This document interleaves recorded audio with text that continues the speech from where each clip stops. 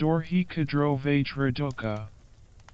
Om Vajradaka ka kahi sarwe pe pam dahana bakmi kuru saha. Sadhana, burning offering to Dorje Khadro. Refuge.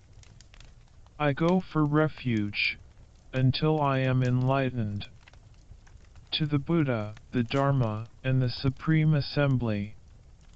Due to all the merits created by my practice of giving and the other perfections, may I attain the state of a Buddha, in order to benefit all transmigratory beings. In order to benefit all transmigratory beings. In order to benefit all transmigratory beings.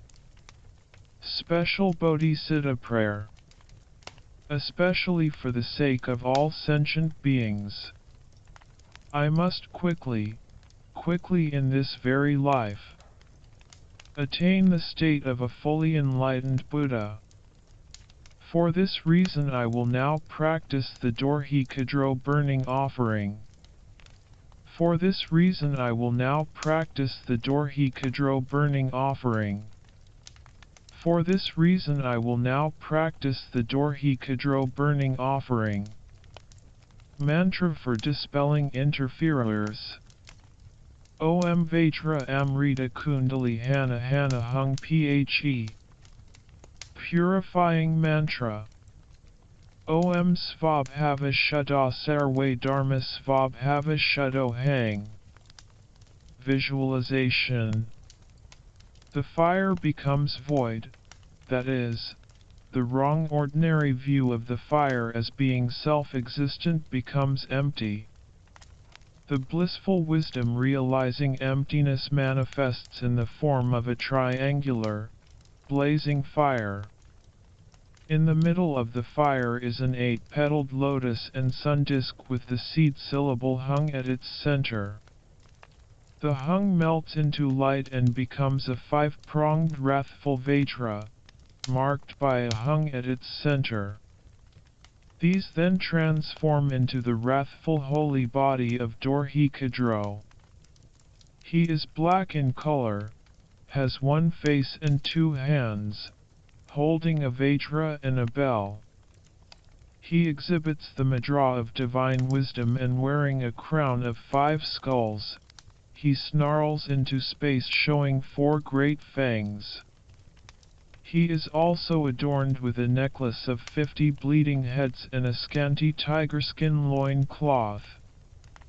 He is seated with his legs forming a circle, and his whole aspect is that of a powerful, magnificent destroyer of all negativities and obstructions.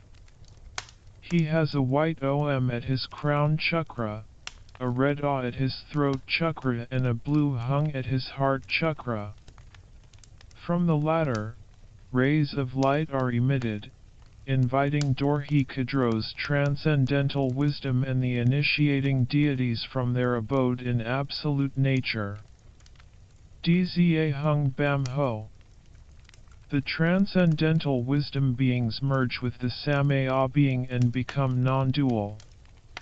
Thus initiated by these deities, Akshobhya adorns Dorje Khadro's crown. If you have set up an altar, first bless the offerings with Om Vajra Amrita Kundali Hana Hana Hung Phe. Om Svabhava Shuddha Sarwe Dharma Svabhava Shuddho Hang. All is void. Out of the void, from Kam, 8 skull caps appear. In them, from hungs, the offering objects arise, whose nature is voidness, whose aspect is the various offering objects, and whose function is, as objects enjoyed by the 6 senses, to give special uncontaminated bliss. Om Argamahung. Om Padamahung. Om Vajra Pupe Ahung. Om Vajra Dupahung. Om Vajra Alok Ahung.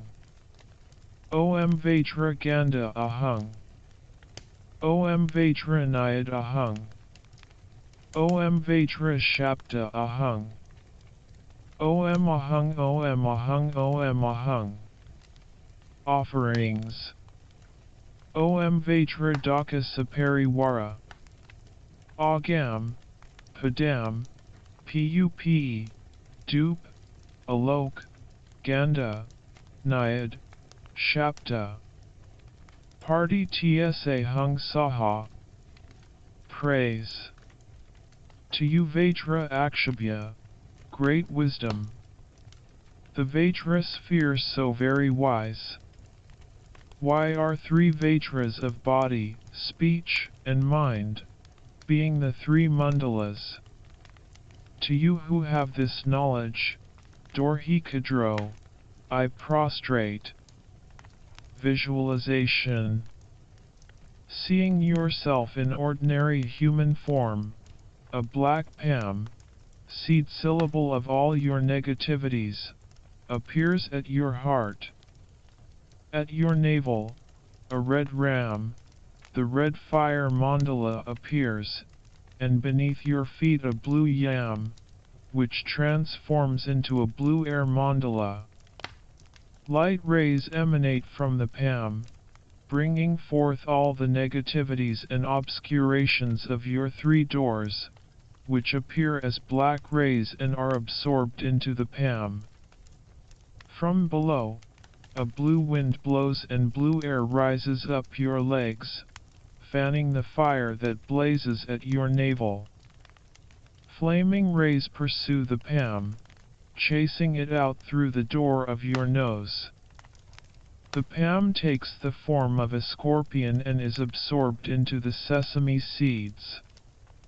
These seeds are then offered to the mouth of Dorje Khadro. Offering mantra. Om Vajradaka ka ka kahi kahi sarwe pe pam dahana bakmi kuru saha. As this mantra is said, the following prayer should be made. All the negativities and obscurations that I have created, and all pledges that I have broken since beginningless samsaric lifetimes shintam kuru saha, are all completely purified. Each time that you say the mantra and make the prayer, also visualize clearly and strongly that you are continuously making offerings. Offerings. Om Vajradaka Sapariwara. Agam, Padam, Pup, Dup, Alok, Ganda, Nayad, Shapta. Party Tsa Hung Saha. Praise. In the center of the blazing wisdom fire stands the dark blue wrathful cannibal, Dorje Khadro. Just by remembering him, all demons and delusions are destroyed completely. To you, Dorje Khadro, I prostrate, asking forgiveness. Please forgive all my wrong actions, done while powerless through not understanding, and through not having found the materials to offer.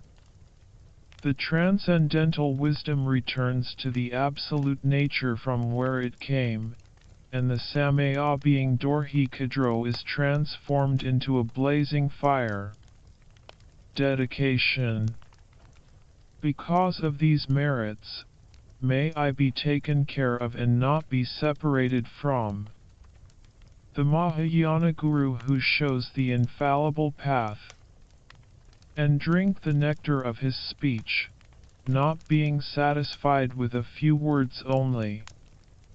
Through the power received by completing the practice of renunciation, Bodhisattva, right view, Shunyata, the 6 perfections and the 2 Tantra stages.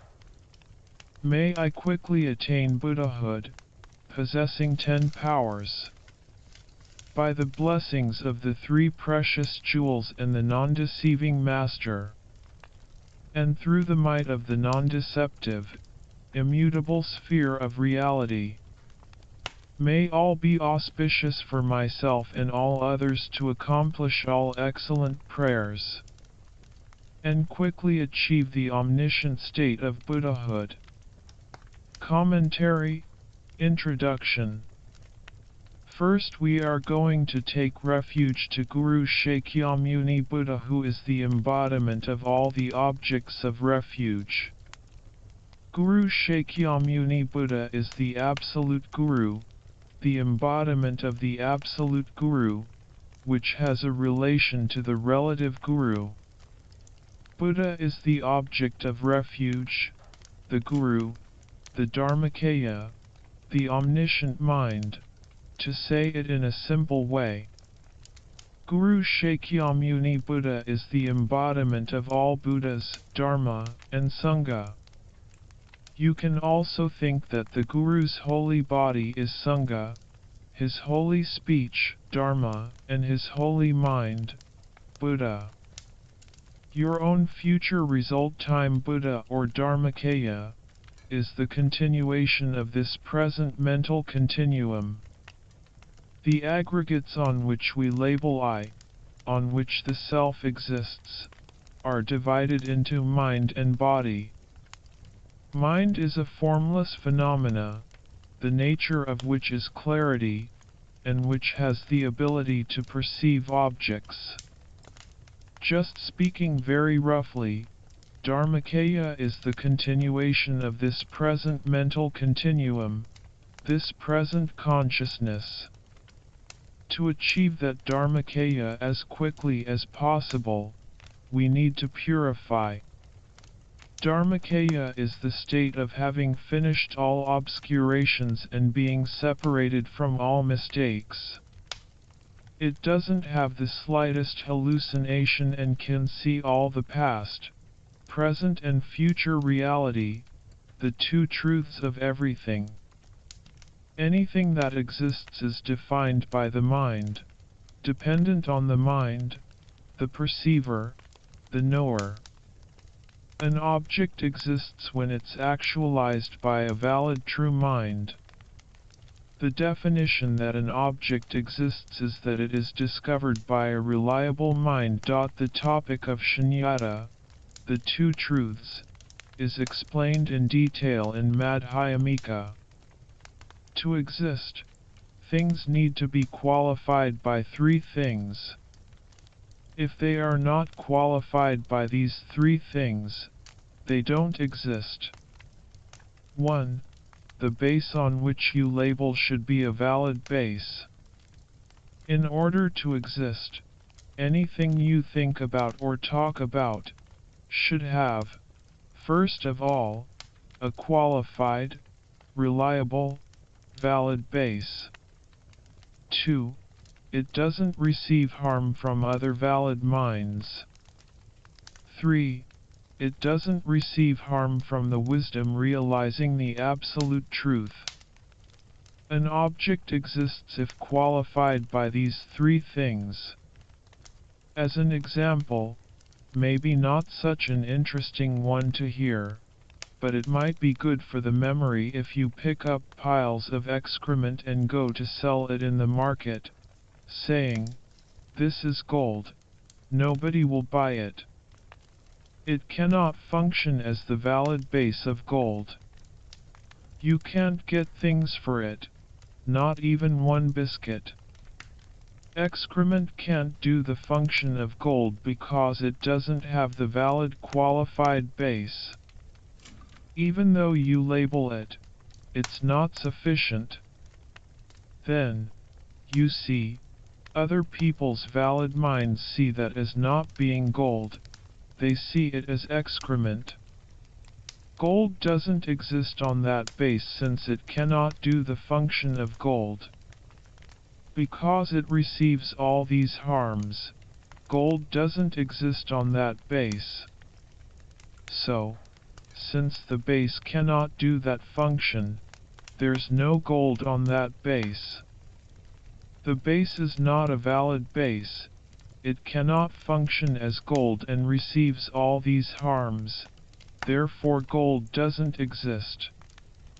Since gold doesn't exist on that, the wisdom of absolute truth cannot see the absolute nature of the gold.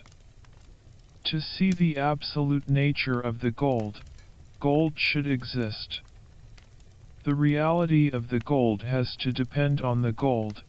The reality of the gold cannot exist separately from the gold. It's like a person's character. For the person to be outside the room and his personality or character to be inside would not be possible. Even though people who sell brass calling it gold may be able to cheat other people in the darkness, or hallucinate them with magic, when the people find out they've been cheated, the brass sellers get into trouble. Without having any wish or choice, they have to do a long retreat with police outside.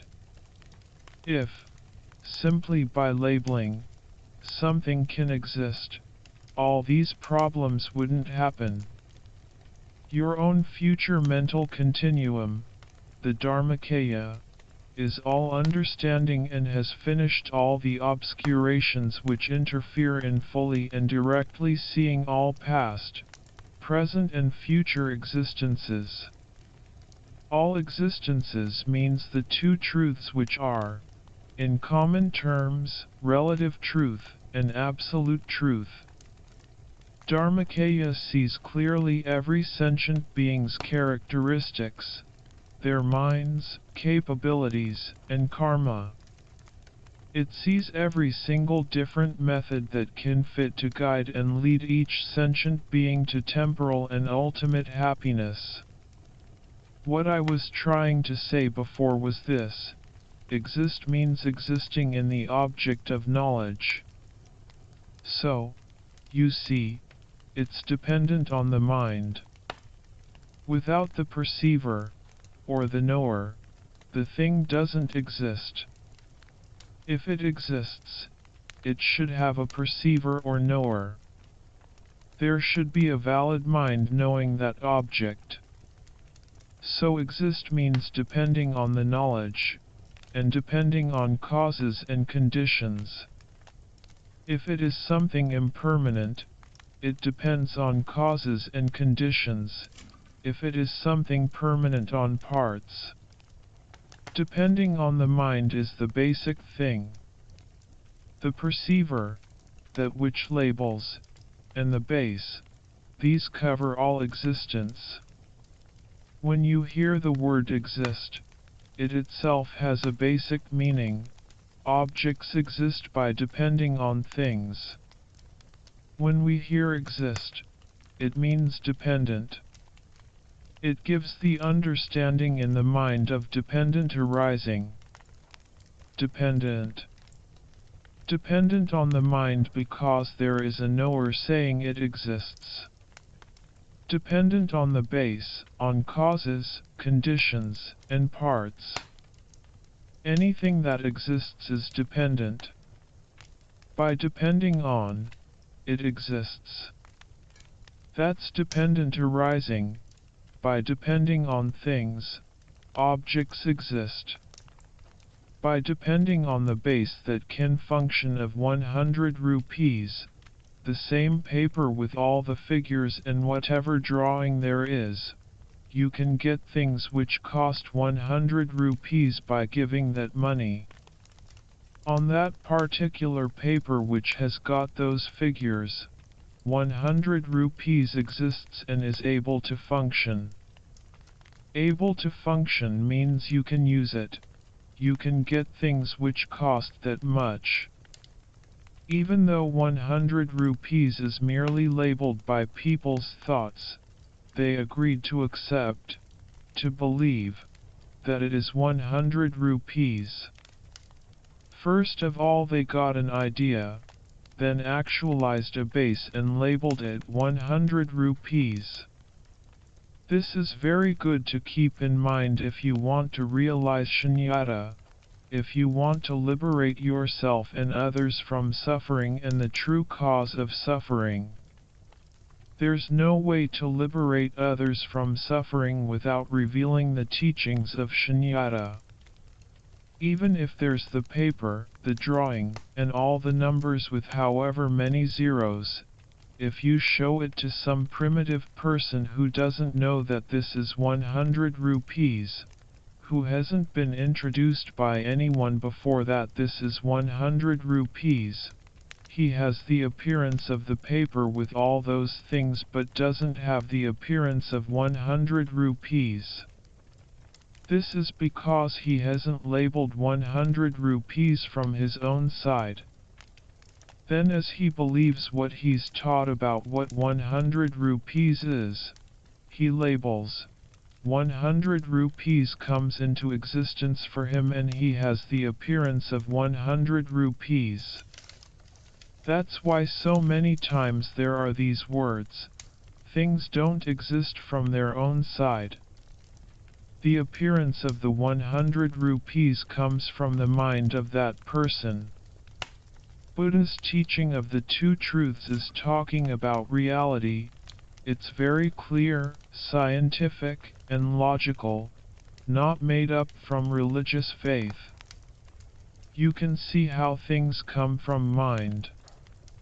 Before there was a base, but only after he labeled is there an appearance of 100 rupees.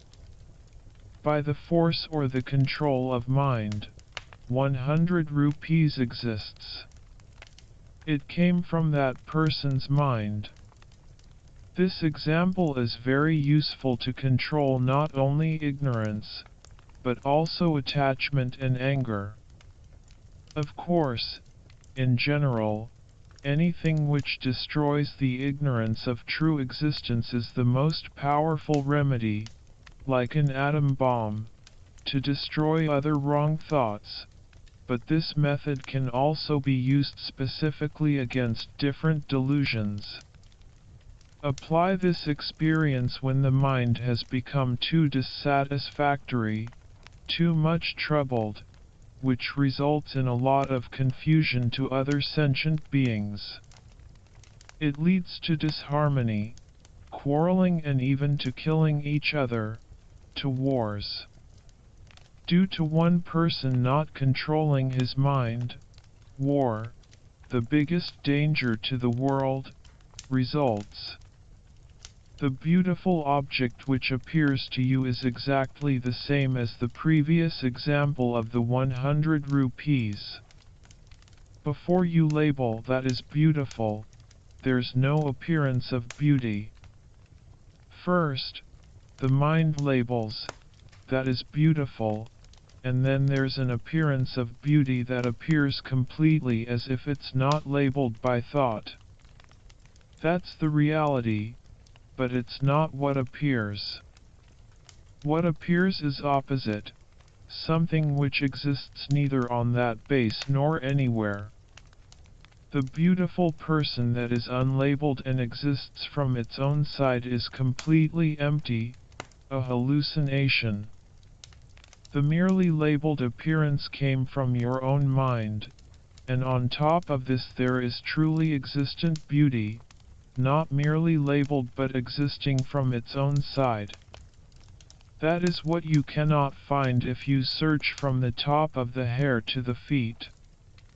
You cannot find that truly existent beauty either inside or outside. Why does the truly existent appearance happen, even though it doesn't exist at all? Even though it's completely empty? Why does it have to appear to us? Why can't we live our lives without hallucinated appearances like that? Put it this way, if you plant a seed in the ground, it grows. What you have recorded in the negative of a film, the machine projects. Putting the machines together gives the projection of whatever is on the film. Why things appear in the wrong way, why they appear as something other than how they exist in reality, why, even though they're merely labeled, they appear as not merely labeled but as truly existent, is because of the mistake of not realizing shunyata in past lives. We didn't develop the wisdom to cut off the wrong conception, the ignorance grasping at things as truly existent. We didn't eliminate it by realizing shunyata. We've planted seeds on the I. Some schools say the consciousness, some say the I, and, like a film, there's a potential there so it can be projected. Because of that potential, it projects. There's the habit. Now you can see that this truly existent beauty is a projection of ignorance. Before, it was merely labeled and came from your mind, but now it's truly existent. That can't be found there. What you are clinging to is your own creation. You are not clinging to something which exists from its own side, even though it appears that way. Think, this object of my mind is my own mental creation. I'm attached to my dream. It's the same as a magician transforming people and things, and thinking they're real. It's the same with sense objects, they are your own mental projection. If you follow this way of thinking, the attachment disappears, like clouds in the sky or a rainbow. There's no difficulty in the mind anymore. Your own mind, tied to the object and suffering so much, is released from that. Either there's the suffering of separating from and losing the object, or of not having it, even if the object is there, there's the suffering of tightness, of being mentally tied to the object. That mind obscures the open clear mind, it obscures seeing reality. It makes the mind unbelievably gross. It gives no space to experience reality, and to have realizations. Even if you try to train your mind in the path, you're overwhelmed by the dissatisfactory, attached mind. It doesn't give you any opportunity to even remember the meditation subject. To defeat the dissatisfied mind, shunyata is very powerful, it gives you space in the mind. It's like when you meditate on compassion you feel space for other people. For anger, also do this meditation on shunyata, on how things are dependent arisings. Meditate on the two truths. Think the same way as I just explained about objects of attachment. You are angry with this ugly person, with the way he looks at you, with the way he puts his words together. On that, you've labeled bad. Even if you haven't labeled the word bad, the person is appearing that way, as bad and ugly. It's so painful to the mind. It's very clear that there is no way he's bad from his own side. It's very clear that the appearance comes from your own mind. If you think in this way, then as before, you don't find any reason to cling to your own wrong conception projection. When you find yourself arising anger and thinking to harm others, you feel completely silly. You feel that it's nonsense.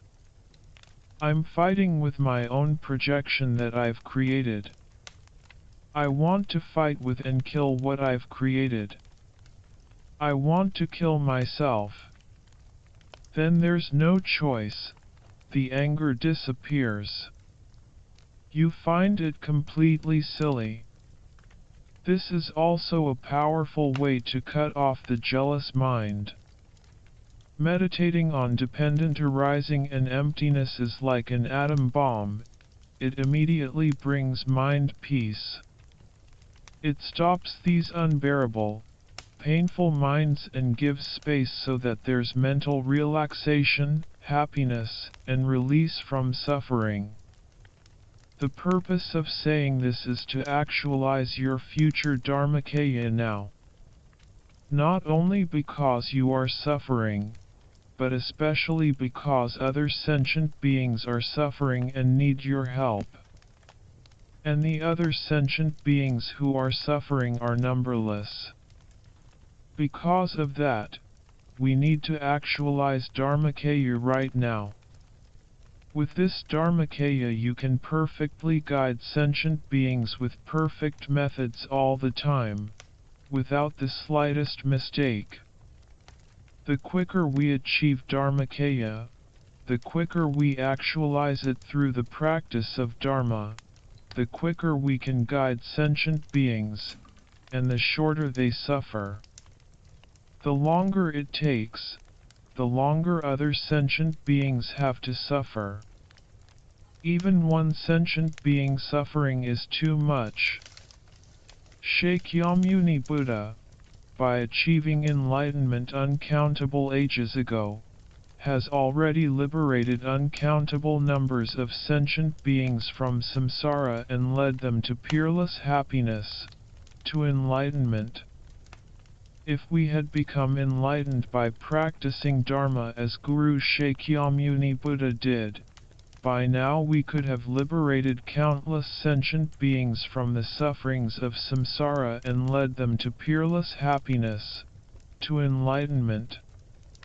But because we didn't practice like that, because, in the past, we didn't change our minds from the selfish attitude to cherishing others, and are always living with self-cherishing thought and following it, so far the mind has been completely empty of realizations and qualities. Besides not having the qualities of Buddha, there's not even a quality of the Bodhisattvas or Arhats. There's not even the quality of Shiane, calm, or tranquil abiding. Besides being unable to help others and free them from suffering, even we ourselves are suffering, caught in the quagmire of samsara. We are not liberated from samsara, not free from suffering.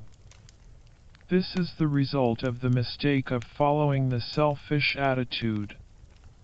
If we had done as Guru Shakyamuni Buddha did, if we had changed our minds much earlier, then by now, so many sentient beings who are dependent on us would be enlightened. They would be free from samsara, in ultimate happiness. But because this change of attitude didn't happen, they've had to suffer until now. You can understand this by using Guru Shakyamuni Buddha's life story as an example. He became enlightened countless eons ago by changing this attitude, and so has led uncountable numbers of sentient beings to temporal and ultimate happiness, especially ultimate happiness.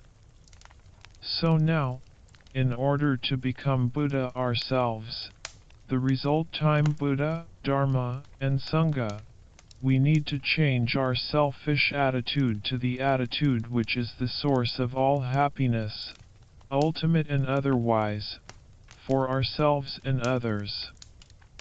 Achieving Dharma within our mind, the true path and true cessation of suffering, is the result time refuge.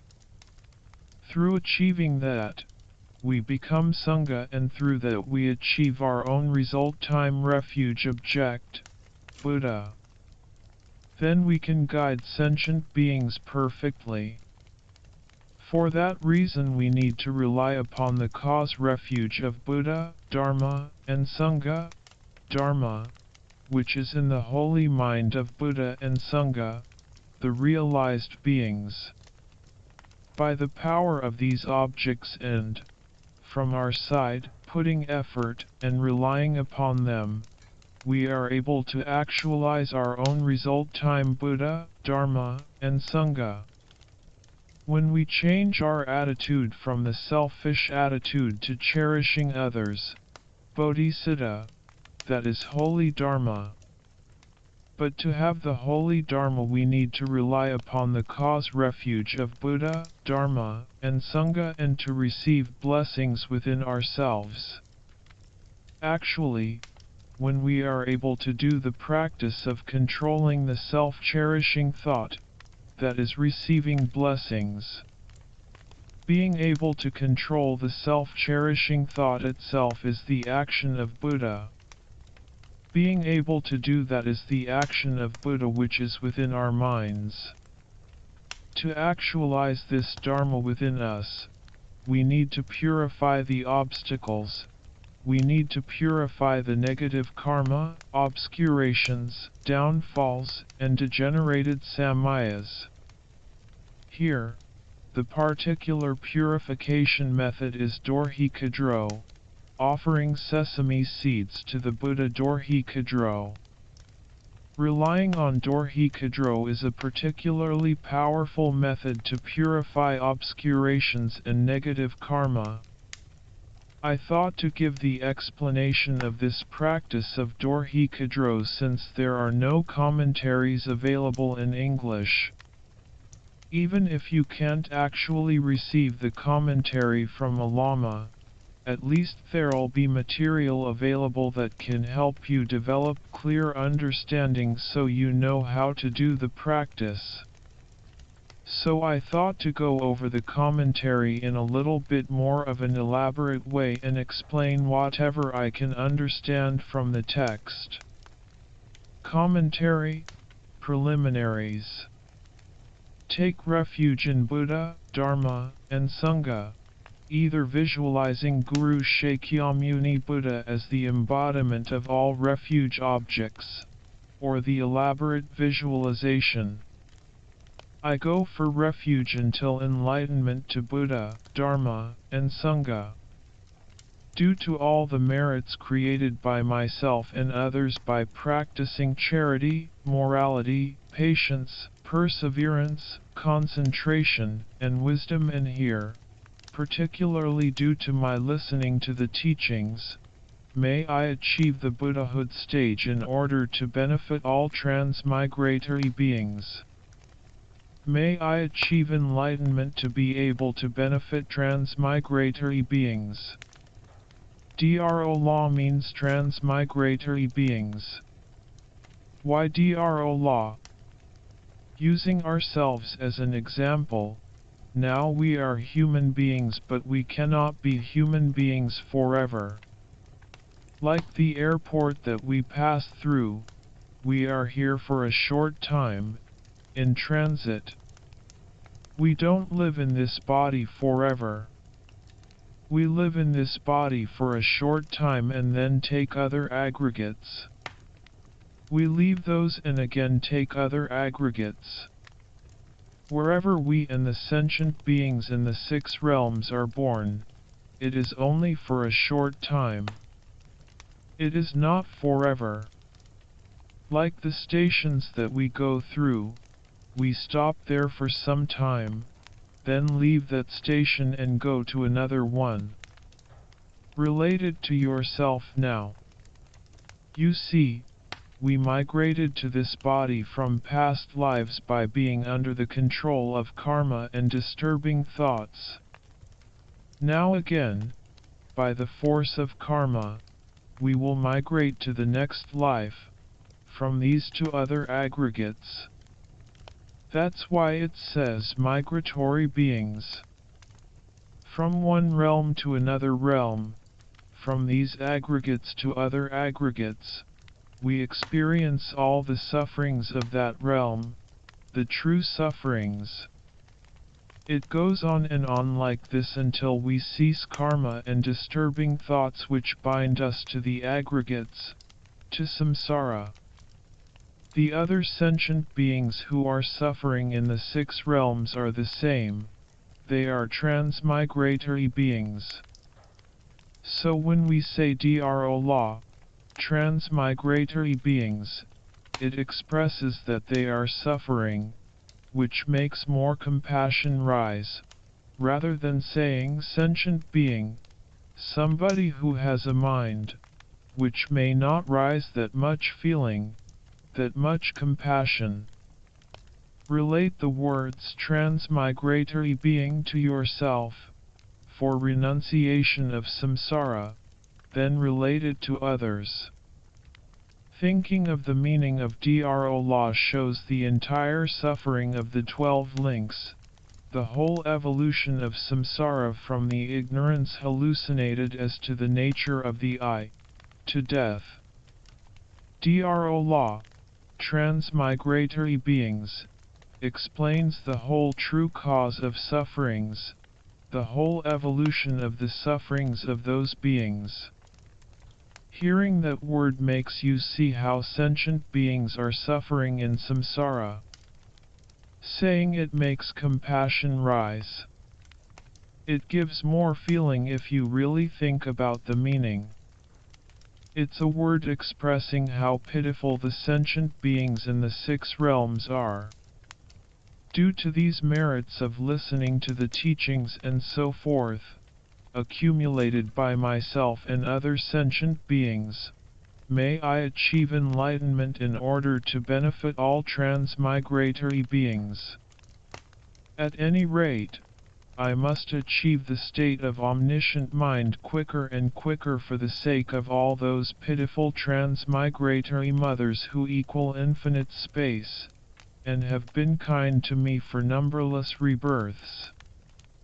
Therefore I'm going to take the oral transmission of the very profound, powerful method of purification, offering burning puja to Dorje Khadro. This is one of the very profound practices for purification, regarded as a golden dharma, a precious one. It is Lama Tsongkhapa's heart practice, and his followers practiced it knowing it to be extremely beneficial. The eater, Vajradaka. Eater means eating your own negative karma. You purify negative karmas by offering them in the holy mouth of the deity, Dorje Khadro. Dorje is the Vajra. The definite meaning of Vajra is that transcendental wisdom of non-dual bliss and voidness that is the Dharmakaya, the absolute Guru. In order to benefit sentient beings, especially, to purify negative karma, obscurations, downfalls, and the degenerated samayas of Tantra, this Dharmakaya manifested in the Samagakaya aspect. That is the definite meaning of Vajra, the transcendental wisdom of non-dual bliss and voidness.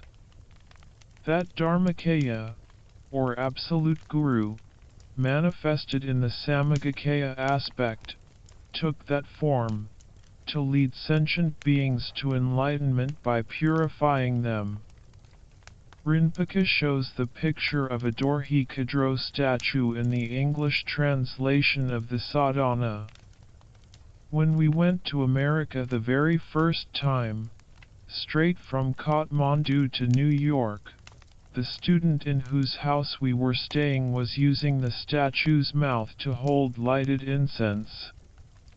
By Lama's kindness in having given the explanation of this practice, I was able to recognize the deity. I don't know how she got the statue. This is a picture of that same statue. Her house was in Brooklyn, in New York, a very noisy place. It was a long journey in a Pan Am jet, and they gave food every 2 or 3 hours. When we reached her house, the whole building was going like this, up and down, in my view. It was very near the street and there were incredibly many vehicles. That was our first time in a large city. The definite meaning of Vajra, the Dharmakaya, the transcendental wisdom of non-dual bliss and voidness, that holy mind is unified with that holy body. In Tantra terms, this is the unification of holy mind and holy body. The definitive meaning of Vajra took the form, the interpretive meaning of Dorje Khadro Vajradaka. This is the unification of that Dharmakaya, that transcendental wisdom of non-dual bliss and voidness, and the holy body. This manifestation, Dorje Khadro, is the unification of holy mind and wind. So, the meaning of Dorje Khadro, Dorje is the transcendental wisdom of great bliss. Ka is space, Dro is going. This doesn't mean ordinary space, it means the space of shunyata, the clear light emptiness, directly perceiving this clear light emptiness. This is the meaning of Khadro. The base is the Vajra, the transcendental wisdom of great bliss, which covers, directly perceives all the clear light emptiness. Khadro means traveling in space. Dorje, that transcendental wisdom of great bliss, is covering all. Dro means perceiving all and, in that way, being oneness with it, abiding in the clear light emptiness and being oneness with it, by having completely cut off the subtle dual view. Abiding in the clear light emptiness like having put water into water, is called Dro, traveling.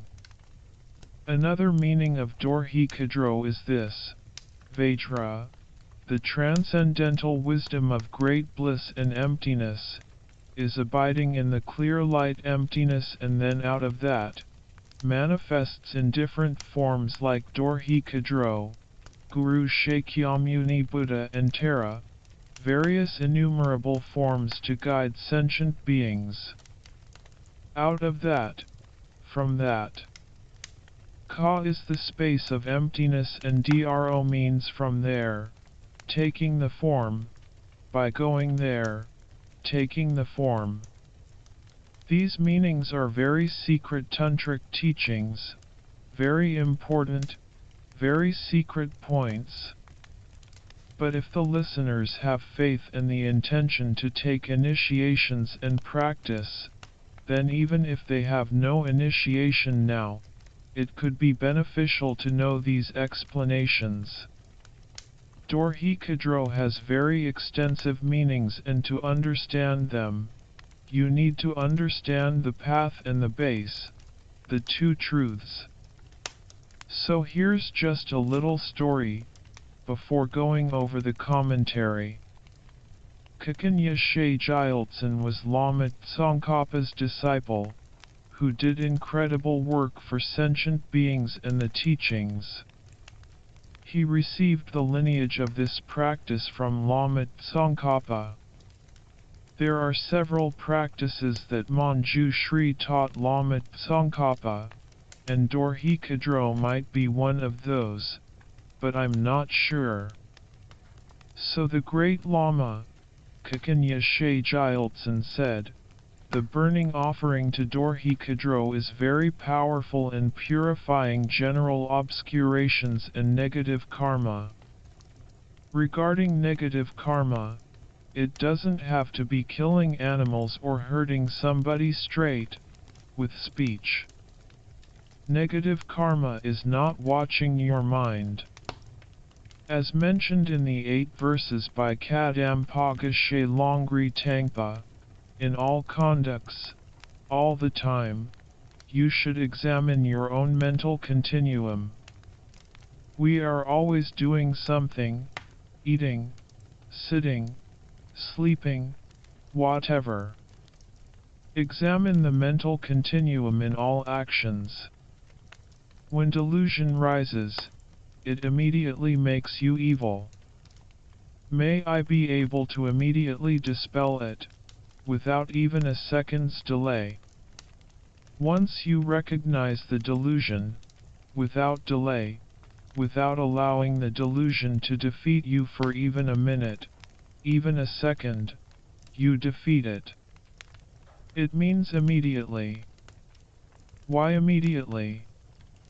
Why is it so important to immediately defeat and dispel the delusion? In the Bodhicariyavatara by Shantideva, and in many other teachings, it says, by rising anger for 1 second it destroys 1,000 times the merit you have accumulated by practicing charity and so forth. Destroys. Not only that, but all the results of the good karma you are about to experience are delayed for 1,000 eons. So there are two things. Therefore, there's incredible danger.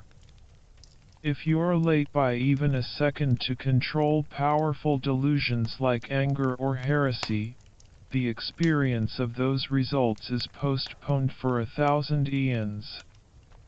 And even that is dependent on the object with whom you get angry, it depends on the level of his or her mind. All the results of those good karmas, temporary happiness and enjoyments, and ultimate happiness, you won't get for many thousands of eons. So without a delay of minutes or seconds, you should immediately control and destroy the disturbing thoughts. How do you destroy them? With method and wisdom. With shunyata, as I explained in the previous talk. Then there are other methods like generating compassion, remembering impermanence, and the perfect human rebirth, its meaning and preciousness.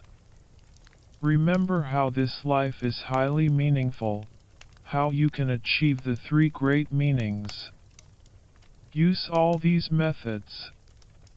By remembering these things, immediately anger and those disturbing thoughts disappear.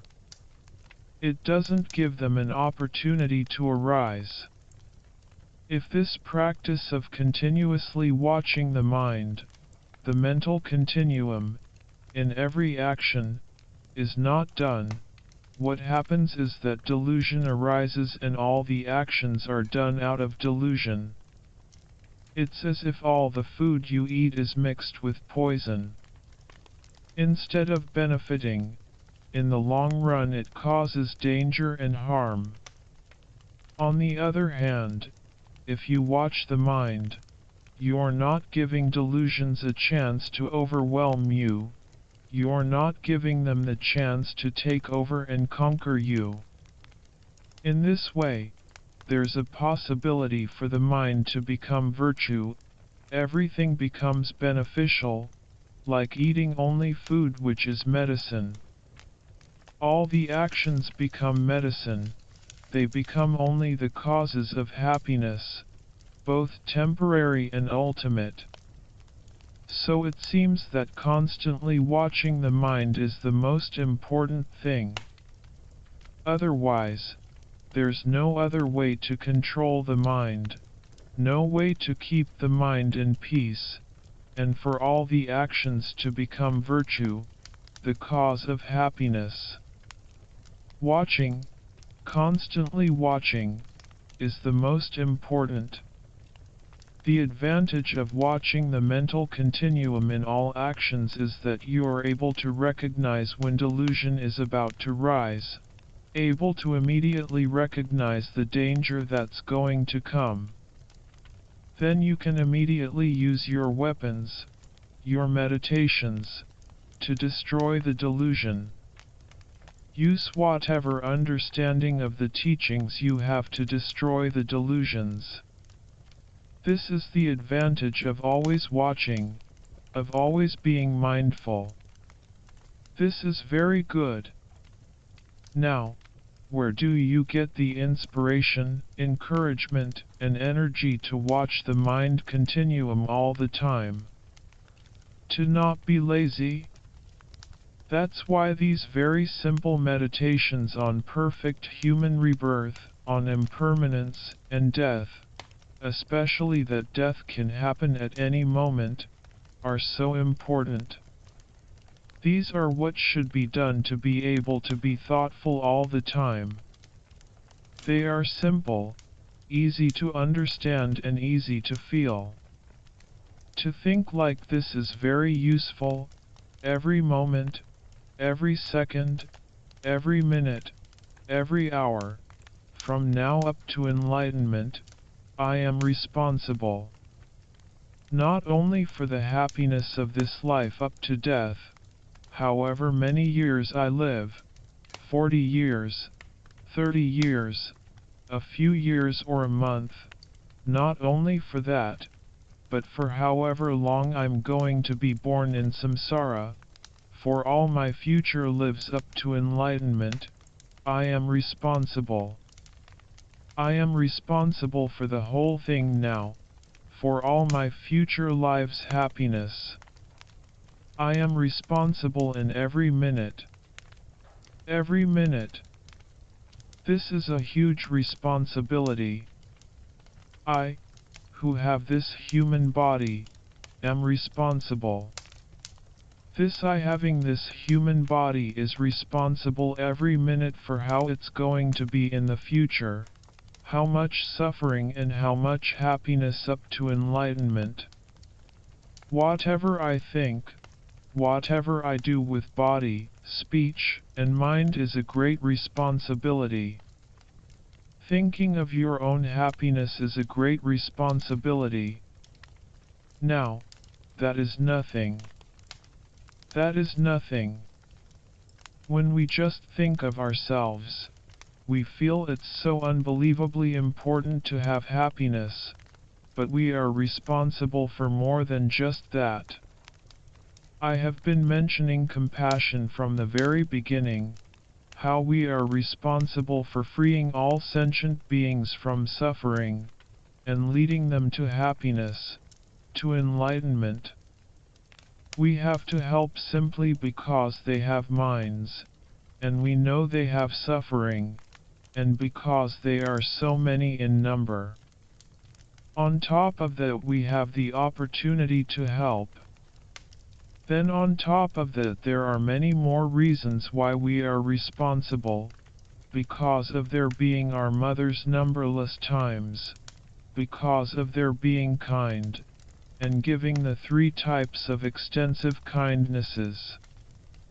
There are many reasons. The 3 types of extensive kindnesses are granting all temporal happiness, all liberation, and all peerless happiness. All 3 you receive by the kindness of sentient beings. Therefore, we're responsible to obtain happiness for and free from suffering each sentient being. It's good also, when we see other suffering beings or creatures, like spiders and slugs, to think, those beings who are suffering so much are my responsibility. Look at those creatures like slugs, that come in the rainy time, and think, we are the same, wanting happiness and not wanting suffering. We are the same. We just have different bodies. But even among humans there are different kinds of bodies. Feel that we are the same as all those creatures. If we think of their suffering, if we analyze how being born like that would be, it becomes the cause of renunciation. It gives us inspiration to as quickly as possible be free from samsara. And when we think of how unbearable that suffering is on that being, it becomes a cause of compassion. Feel the responsibility, if I don't quickly become the perfect guide, having finished all the mistakes and having all the qualities, these sentient beings will be suffering for a long time. Feel the responsibility. That's very good. We should feel the responsibility for all sentient beings. Every moment, every hour, this I which has this human body has a responsibility. The only thing, the only way, the only method, the only solution, is Dharma.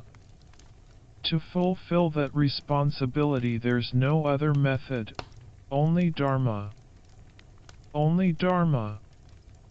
To become a perfect guide, having finished all mistakes and having all qualities, depends on day-to-day life, every hour, every minute, not falling under the control of delusion.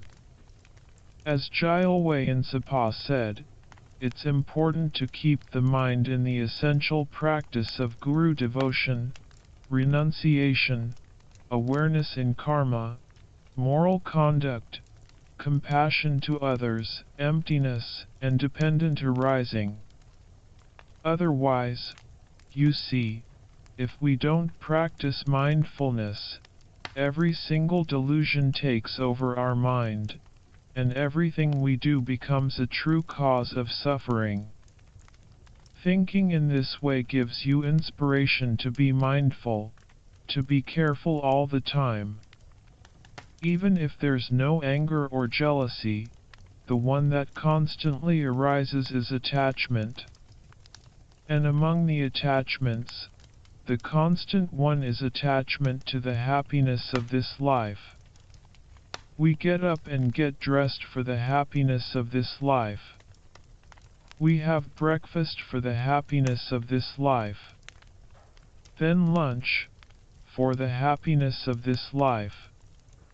And again dinner, for the happiness of this life, the happiness of the self. It's only for the self in this life. Even washing is for the happiness of this life. Everything becomes an action of attachment for this life. Every single thing, whether you sit, stand, or walk, is an action of attachment for this life. Negative karma does not necessarily mean killing someone, endangering life, hurting or causing wounds. If we don't watch the mind, if we don't protect the mind, whatever we do is constantly creating negative karma because attachment is like the ocean, a flood that takes all the city, covering the houses. Attachment constantly controls the mind like that. The virtuous mind arises only sometimes, so it's very important to purify negative karma. Because we have so many negative karmas, Dorje Khadro is very important. It is a powerful method to purify obscurations and negative karma. In regard to vows, it's very difficult to not break the root vows, but even if you don't, the branches are broken like rainfall, especially Tantra. Lama Atisha said he rarely received the vice of breaking the secondary vows, it happened only sometimes. But he received the vice of breaking the secondary Tantra vows like rainfall.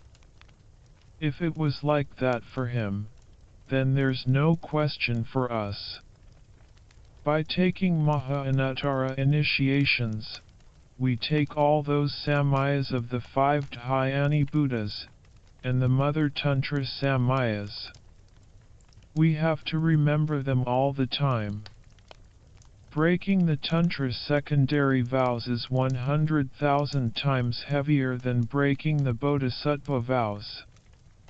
And breaking the Bodhisattva secondary vows is 100,000 times heavier than breaking the root Pratimoksha vows. Dorje Khadro is particularly to purify all these degenerated samayas, to purify and revive them, and also to prevent any obstacles in the practice.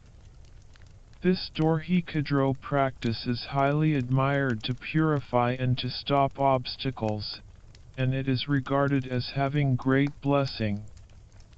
Lama Tsongkhapa, the great venerable omniscient one, handed this meditation practice to his very heart son, Kadup Galek Pel-Sang. This is a special technique, so have stable faith in it, and then practice. That's what the Bhikshu Kakanya She Gyaltsen, who is the holder of Lama Tsongkhapa's teachings passed from ear to ear, said.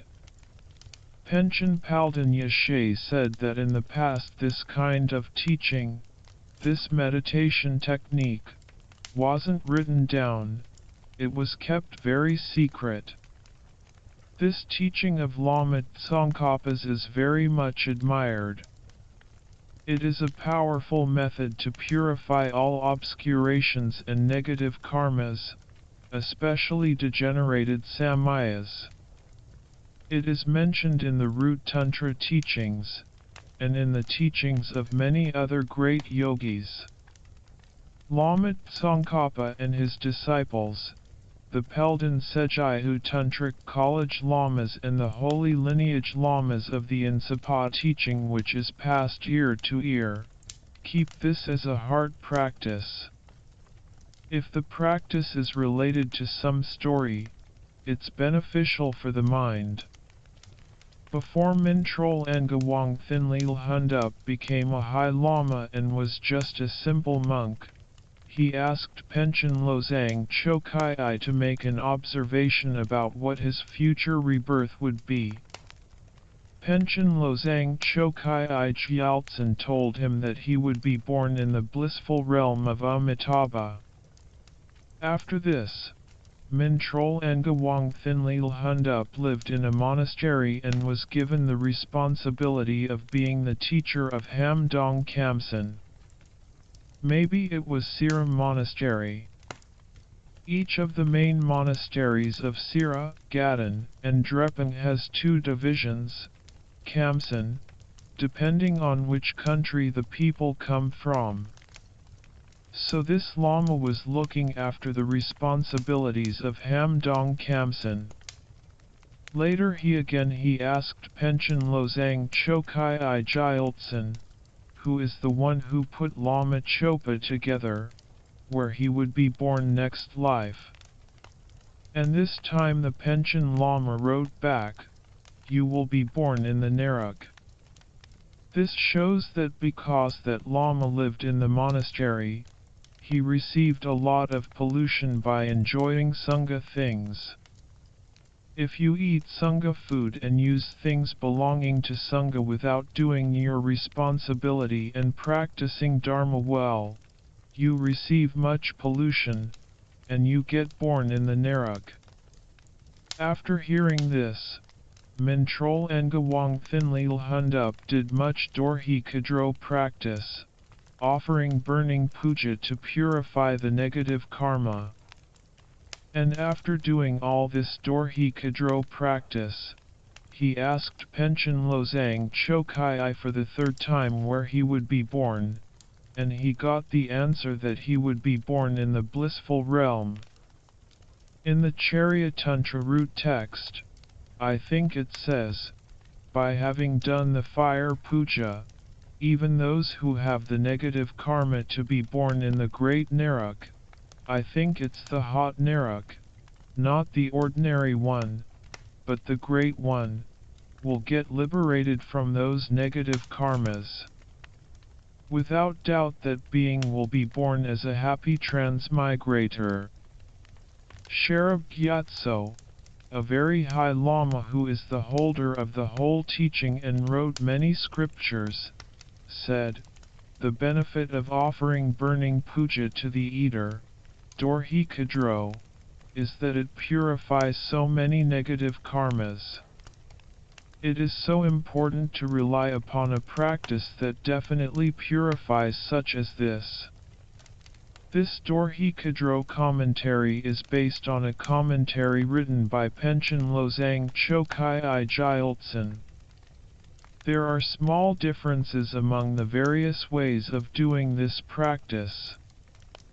There are elaborate and abbreviated practices of offering burning puja to Dorje Khadro. From among these teachings by many different lamas, this particular commentary is based on Panchen Losang Gyaltsen's. There are three outlines, preliminaries, the actual body and the completion. Preliminaries. On a flat tray or a plate, make the black sesame seeds in the shape of a scorpion. In Tibetan, scorpion is Digpa Rachan. Digpa means evil deeds and Rachan means having horns. Generally, the more ugly and terrible looking a sentient being is, the more negative karma he has created. How ugly and terrifying a being is the result of negative karma. Because of the name evil one having horns, the sesame seeds are made in the shape of a scorpion to make it effective for the mind. When His Holiness the Dalai Lama gave the commentary, he said to mix the seeds with butter. If the seeds are mixed with butter, make the shape of a scorpion and break off pieces. If the seeds are dry, pile them in a scorpion shape with horns. The fireplace is like the pacifying fireplace. When you do fire pujas, there are different types of fireplaces according to the 4 types of actions. The pacifying fireplace is to pacify hindrances, disease, spirit harms and obscurations. The increasing fireplace is to increase wisdom, life, fortune, and wealth. The controlling fireplace is to destroy evildoers who harm many sentient beings, the teachings, and holy beings. To destroy means to separate the consciousness from the body and transfer it to a pure realm. So, according to the action you want, there are different fireplaces. For the pacifying fireplace, the pot you put the fire in should be white in color. If it's black, paint it white or put white mud on the outside. The shape should be round, and not broken. Into that put coals that are not smoking. If it's possible, in order to have a clear visualization, put a Dorje Khadro statue facing you. In front of the fireplace, perform the offerings, the 2 waters, one for drinking, one for the feet, flowers to offer to the crown, incense for the nose, light for the eyes, scented water for the heart, and music. For music, you have damaris and bells, so you don't need to offer music on the altar, you offer by actually playing it. The flowers are offered in garlands like Indians offer at marriages, or to their kings and to welcome visitors. All these offerings are set up according to the tradition of how they were offered to Buddha when he was in India. If all these things, like making a scorpion shape out of seeds, the pot, and the statue can be done, it's very good, more perfect, but if you can't do them, nothing is missing. Then generate the motivation.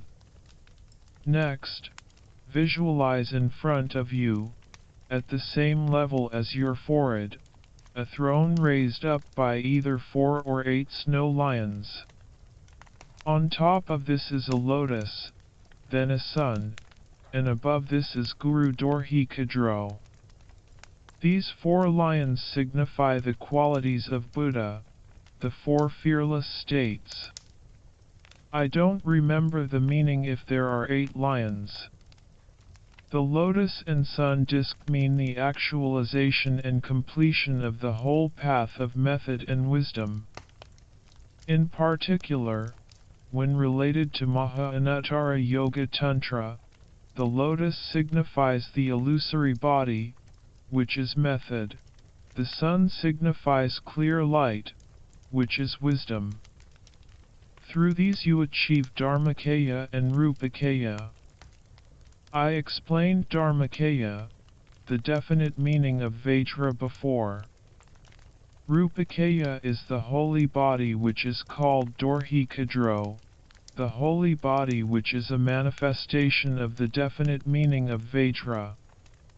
Lama Dorje Khadro sitting on top of the lotus symbolizing method, the illusory body, and the sun which is wisdom, the clear light, signifies the unification of the two kayas, the achievement of the holy body and holy mind. The throne, lotus, and sun together can signify the three principles of the path: renunciation, bodhisattva, and shunyata. I haven't seen an explanation with the throne included, but that meaning could be possible. When you say Guru Dorje Khadro, think that there's this wrathful aspect, but what it is the transformation of the absolute and relative Guru. Dorje Khadro is the transformation of the relative Guru, who is the transformation of the absolute Guru. Guru means both absolute and relative. Relative means just the form which we see, the ordinary form taken by the absolute Guru. It's saying here that that is the way to meditate. Like the Lama Zopa or refuge merit field visualization, Guru Vajradaka is surrounded by the triple gem, all the Buddhas. There are all the lineage lamas, the four Tantra deity aspects, Sutra aspect Buddhas, the 1,000 Buddhas of the fortunate time, the 7 medicine Buddhas and the 35 Buddhas, then the Arhats, Dakas, and Dakanas, and protectors. In front of each Buddha, you can visualize each of their realizations, of having understood the words and meanings, in the form of texts. This is how it's visualized in the refuge merit field. Behind Lama Dorje Khadro are all the texts, piled up nicely, with only the brocaded title end visible, like they keep texts in monasteries. However you visualize, think that this is the Dharma refuge object, all the Buddha's understandings and realizations in the form of scriptures. With the thought of fear, you can call it useful fear, or understanding fear, and a feeling of repentance, take refuge. You're afraid because you, and all the sentient beings around you, are suffering the general sufferings of samsara, and particularly those of the evil transmigratory beings like the Nagas. You have fear of this result and the cause of it, of experiencing it now and of having experienced it in the beginningless past. Generate this thought of fear and, with it, faith that this object of refuge has the power to guide you and all sentient beings from these fears of true suffering and the true cause of suffering. The downfalls and negative karma are the true causes of suffering. You should be like a very seriously ill patient in danger of death, who is completely relying on the most qualified doctor, giving your life into his hands. Completely relying upon the triple object of refuge, take refuge. Sanja cho dang tsog kyi kog nam la. Jang cha bardu dag nyi kyub su chi. To the Buddha, Dharma, and Sangha I go for refuge until I'm enlightened. This is refuge. Now with the thought, I'm going to practice the Buddha's actions such as the 6 paramitas. I'm going to become enlightened for the sake of all mother sentient beings. Dag gyi jinsog gyi pi sonam kyi. Dro la pencher sanja drub par shog. This is not just generating merit, you're thinking, I'm going to correctly practice the Buddha's actions, such as the 6 paramitas and so on. If you do the prayer with this thought, it's not just generating the wishing thought, it's the entering thought. Bodhisattva is divided into 2, wishing and entering. This prayer contains both if you say it this way. To generate the thought of enlightenment, first there's the thought of taking responsibility to free all sentient beings from obscurations and lead them to enlightenment. Then arises the question, how? The solution, the thought of enlightenment, comes.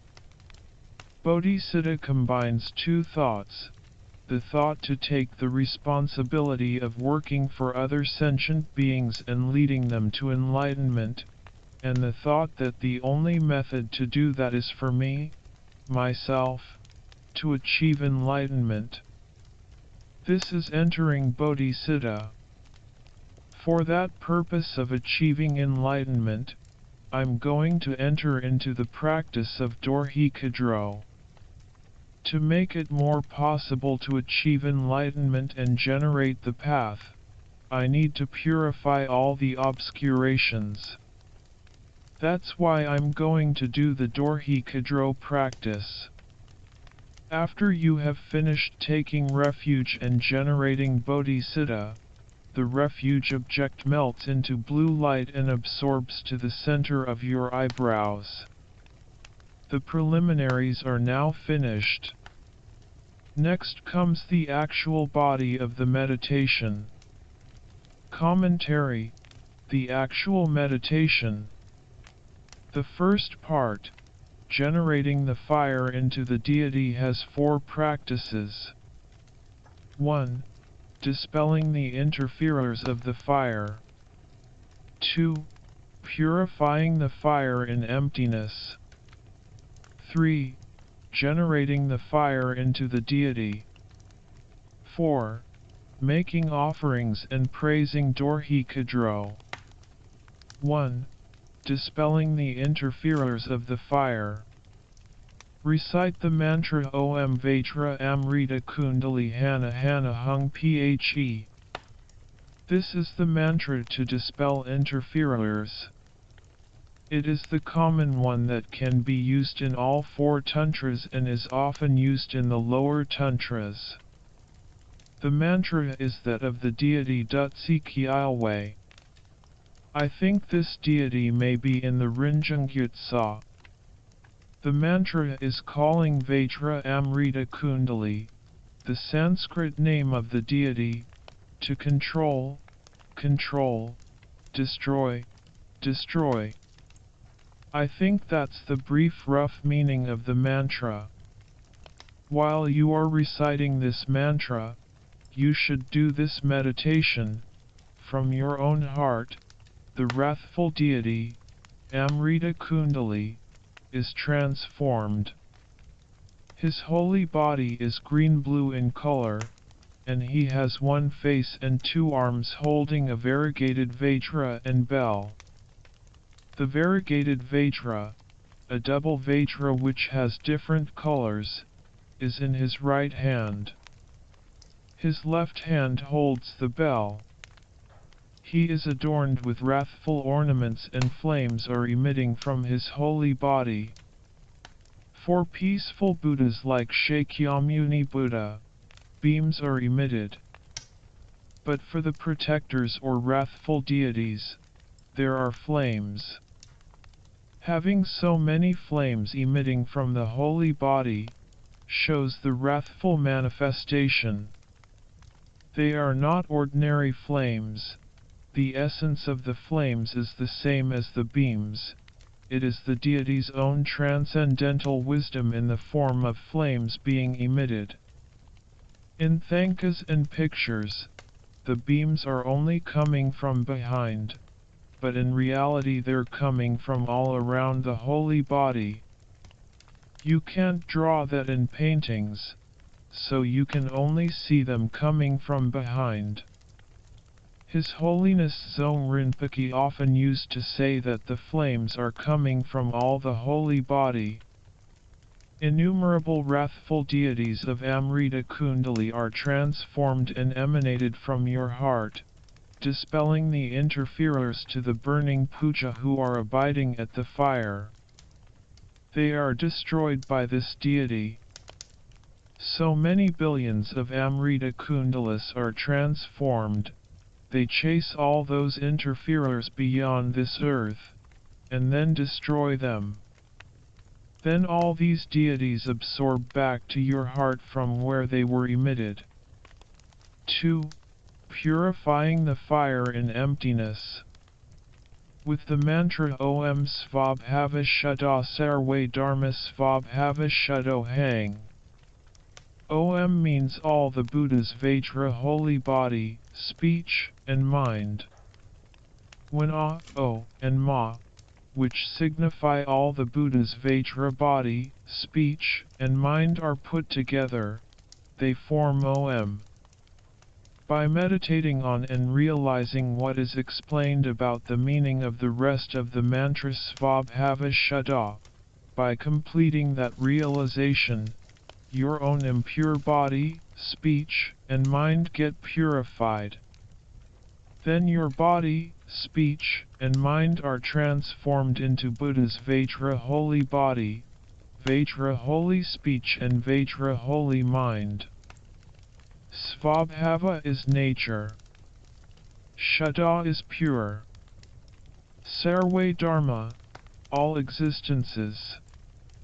This Dharma means existence and Sarve means all. Again Svabhava, nature.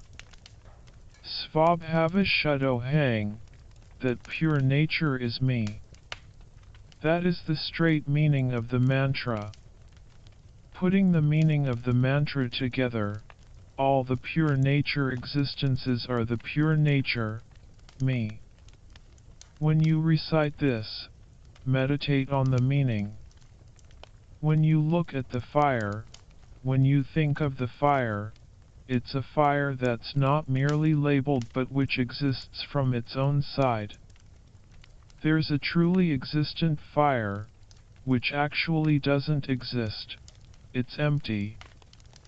And then there's this ordinary fire, the appearance of an ordinary fire. There are two types of impure view. One is the view of an ordinary fire, and the other is the truly existent fire. Both become empty. The fire becomes empty where it appears. It becomes empty there.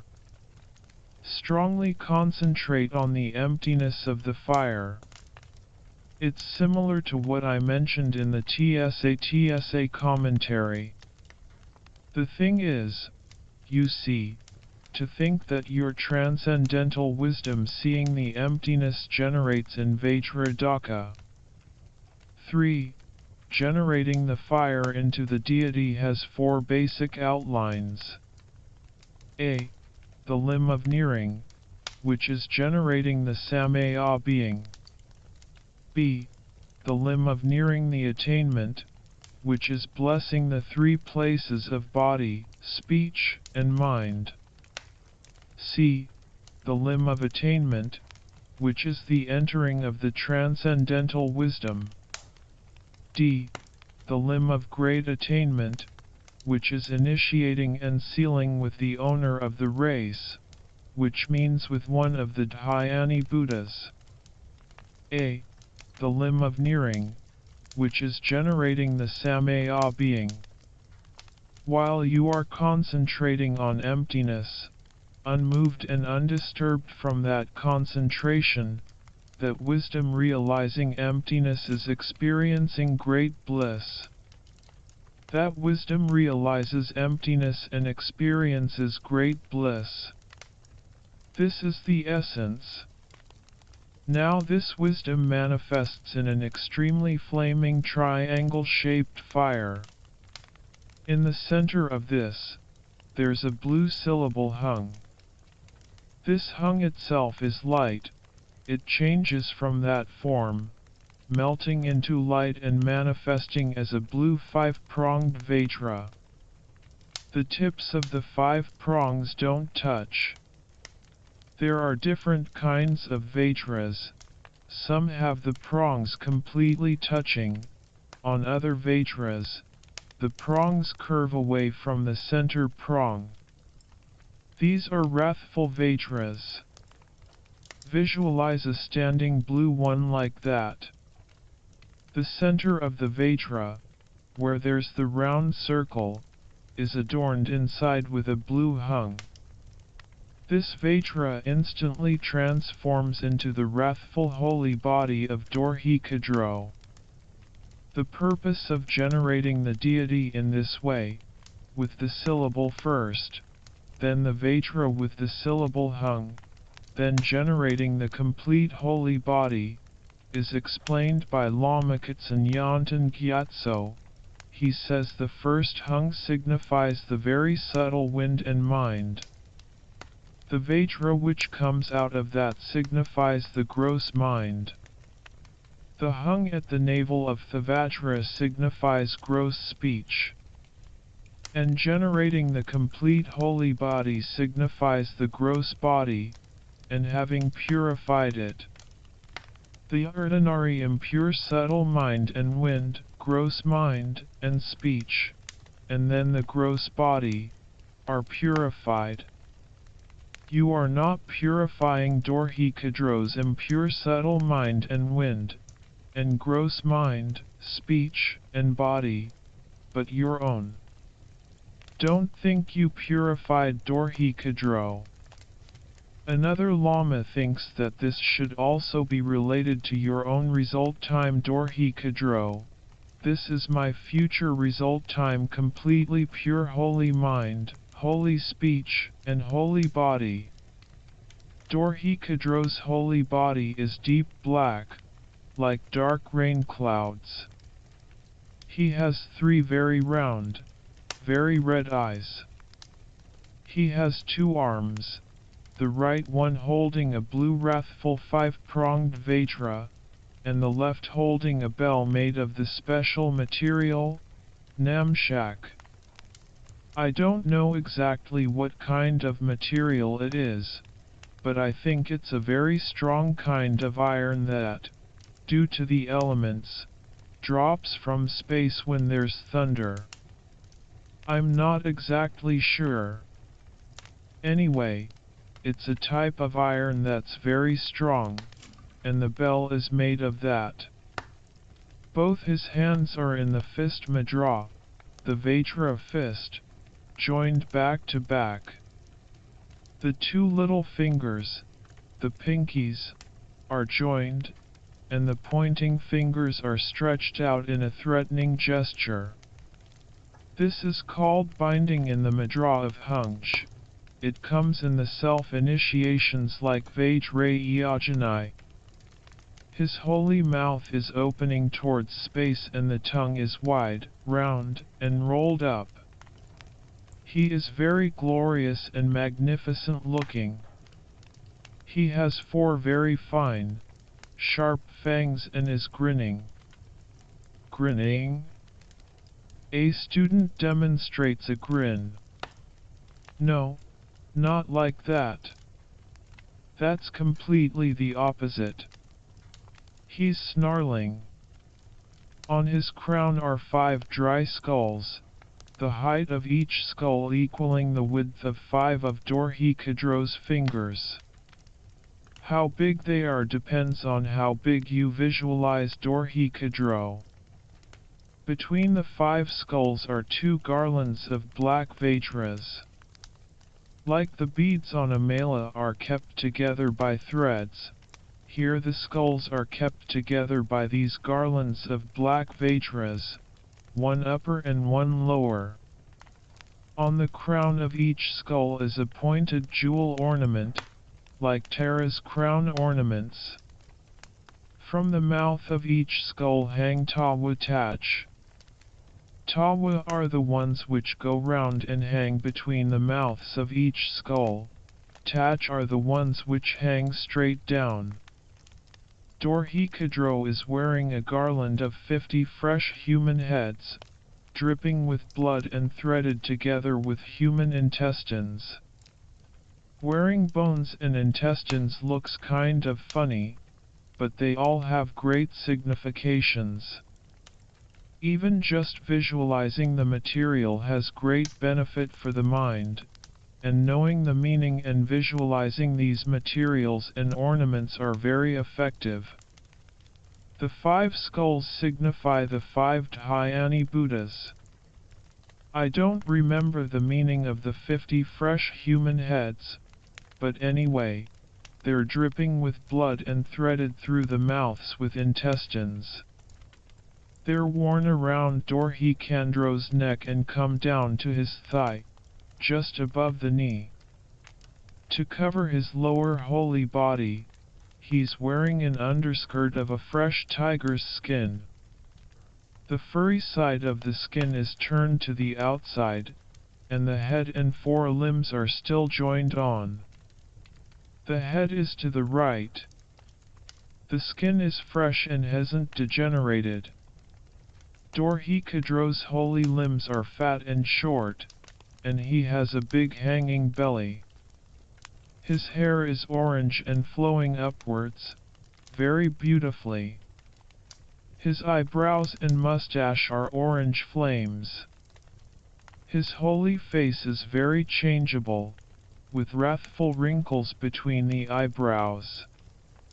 He has all the qualities of the wrathful and arrogant aspect, and is extremely brave in destroying sentient beings' obscurations and negative karma, not leaving even the slightest stain behind. He's not sitting cross-legged, his legs are in a kind of round shape, with the knees looking like a swan's wings. The heels of his feet aren't touching, there's about a hand span between them. B. The limb of nearing the attainment of the deity. This is blessing the 3 places. Visualize on Dorje Khadro's crown a white neck, red and heart, blue hung. You should think that at Dorje Khadro's crown is a moon disk on which is a white the essence of which is the Vajra holy body.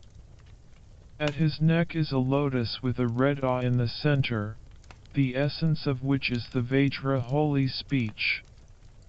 At his heart is a sun disk with a blue hung in the middle, and the essence of that is the Vajra holy mind. C. The limb of attainment. It is the entering of the transcendental wisdom. While you are reciting that part of the prayer, visualize beams emitting and the transcendental wisdom being invoked, absorbed, and becoming non-dual.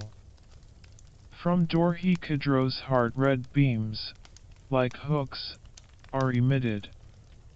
The transcendental wisdom being, which is similar in aspect to the Samaya being you've generated in the front, is invoked from the natural abode. The 5 Dhyani Buddhas are also invoked at the same time. Why does it say invoking the wisdom beings from the natural abode?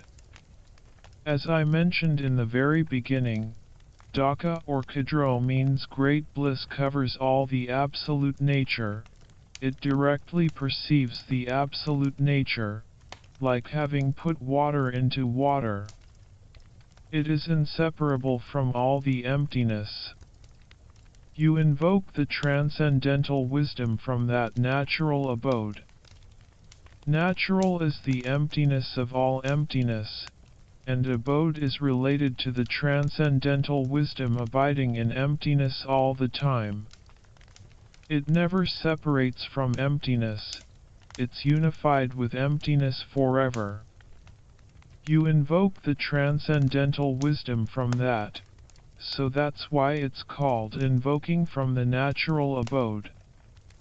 Then there's the mantra Dza Hung Bam Ho.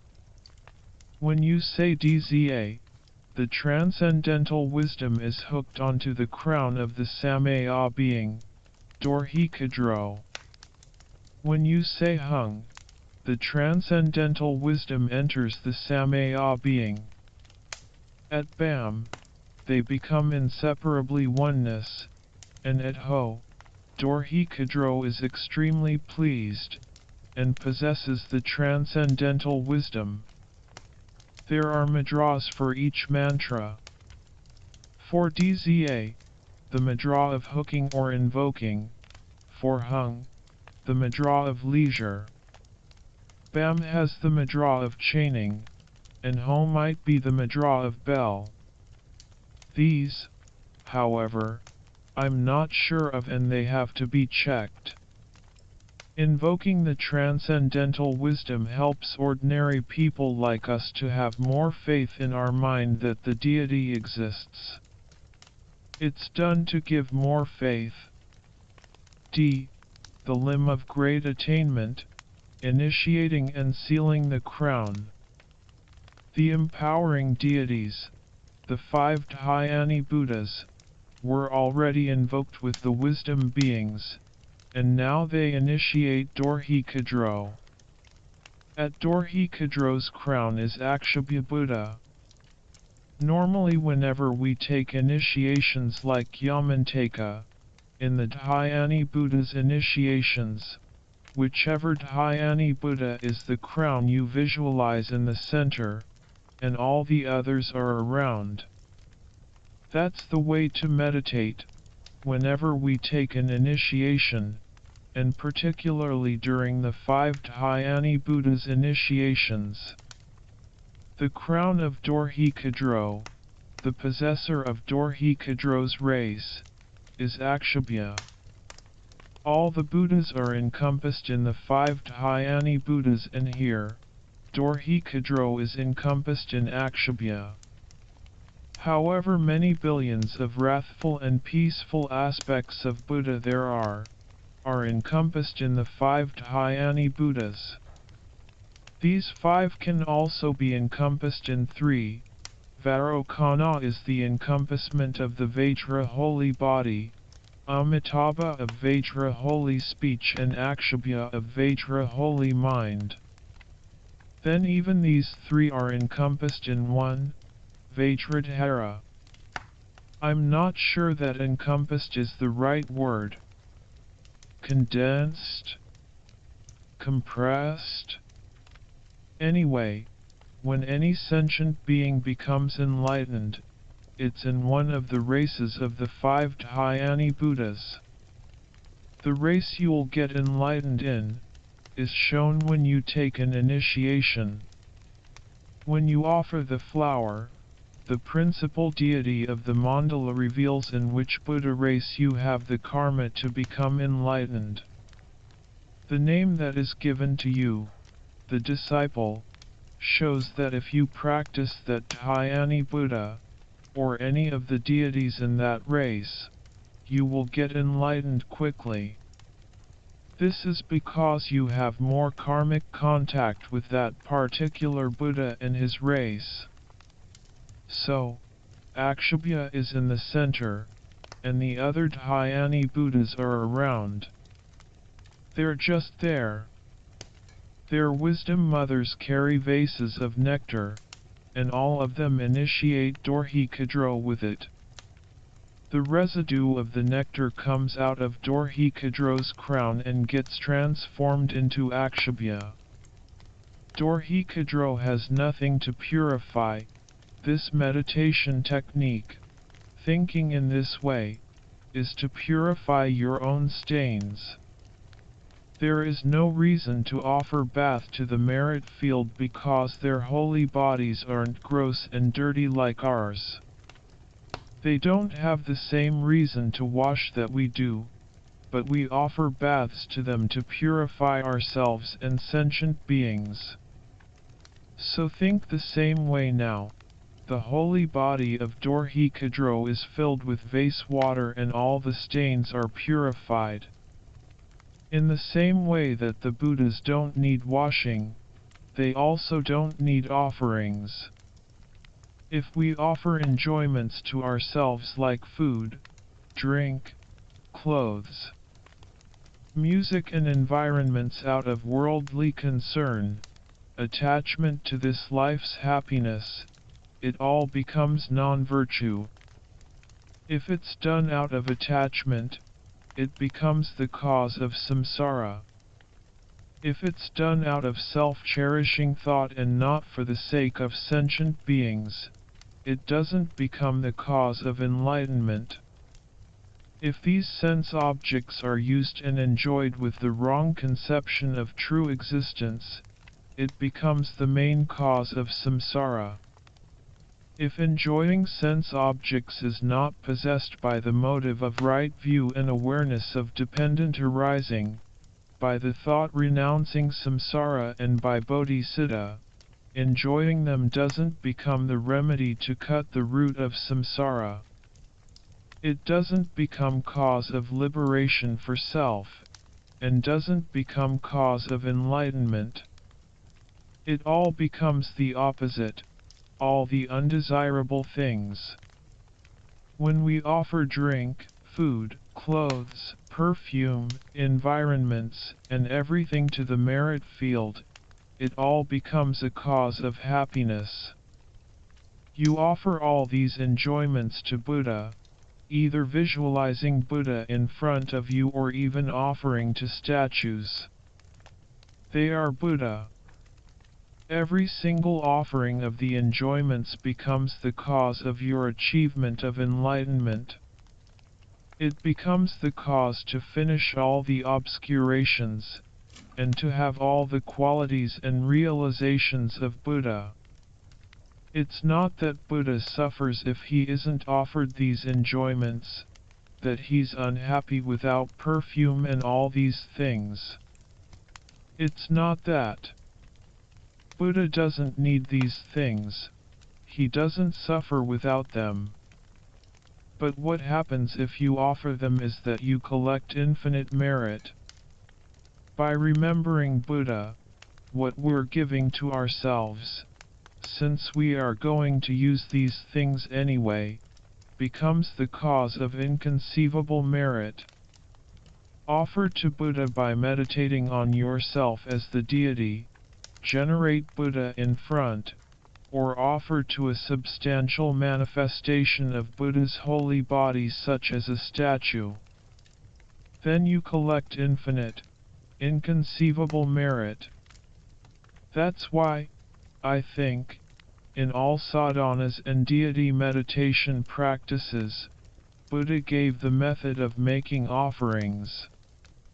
The basic meditation on Dharmakaya, Samagakaya, and Nirmanakaya, the first stage of Tantra, the generation stage, is completely involved with these offering practices.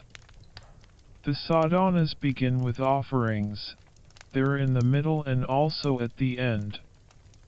The whole practice is Buddha's skillful means of guiding us sentient beings, leading us to accumulate the cause of enlightenment, the state of having finished all mistakes and completed all realizations. So, the residue of water comes out of Dorje Khadro's crown and is transformed into Akshobhya, who is blue and holds a bell and vajra. D. Making offerings and praising Dorje Khadro. If you have actually performed the offerings on the altar, you need to follow the general practice of first dispelling the interferers abiding in the offerings by transforming wrathful deities, in this case Vajra Kundali, and secondly, purifying in emptiness. Then generate the offerings with the three qualities, in aspect the different offerings, in nature empty, and in function generating great bliss. It causes whoever receives the offerings to generate extraordinary infinite bliss. Then recite Om Ahang 3 times, blessing the offerings in the essence of the three Vajras, Vajra holy body, speech, and mind of Buddha.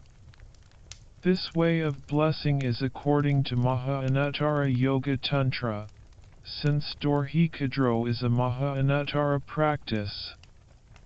If the offerings are mentally transformed and not actually performed physically on the altar, you don't need to bless them with this practice. To actually offer them, from your own heart transform the offering goddesses. Don't transform just one, but numberless goddesses carrying the offering.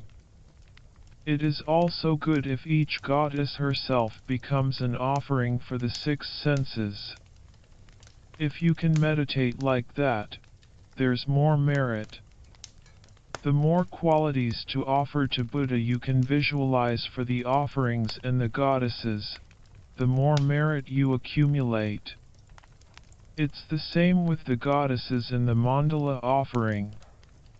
So imagine there's a scented smell coming from the goddesses, to offer to Buddha's nose sense. Their beauty is an offering to Buddha's eye sense, and they are singing very enchanting songs and praises to offer to Buddha's ear sense. The more that you can think like this, the more merit you accumulate. These offerings are made through concentration and by reciting the offering mantra.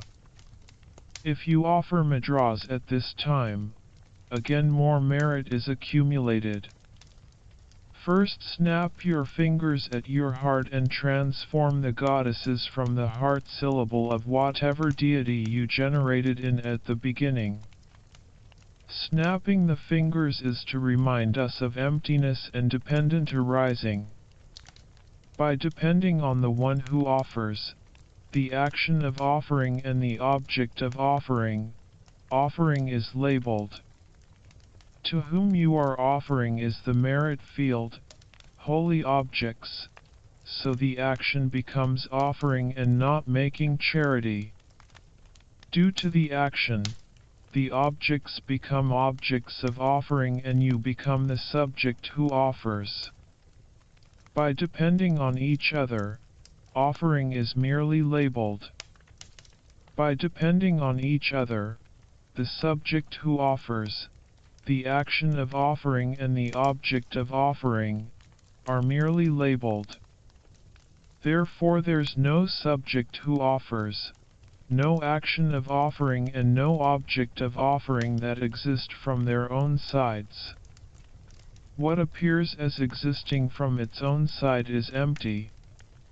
Snapping the fingers is to remind you of the emptiness and dependent arising of the 3 circles. For Agam, transform numberless goddesses carrying drinking water, and immediately generate bliss and voidness in the holy mind of the Guru, Dorje Khadro. Whenever we make offerings, whenever we think of Buddha, it's very good, and very effective for the mind to always remember and relate with the Guru. In this way everything becomes Guru Yoga practice. Any Buddha, even yourself transformed in a deity, is the Guru. The essence of Guru Tara, Guru Vajrabhairava, even yourself transformed into the deity, is the Guru. H.H. Zopa Rinpoche gave the very profound advice, when we have the appearance of the Guru, the essence is the deity. When we have the appearance of the deity, the essence is the Guru.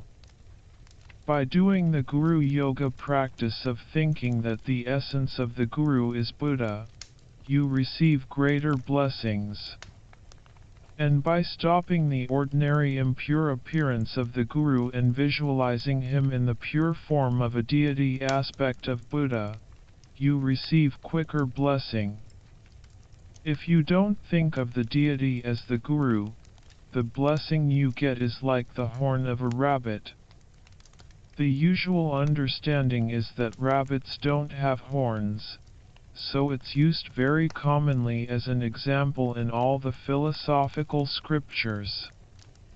It seems rabbits' horns don't exist, since they're used as an example of non-existence. If the essence of the deity, the Guru, is missing, the blessing is like a rabbit's horn. The point of what I'm saying is that it's a greatly skillful, quick way of finishing the work of accumulating merit.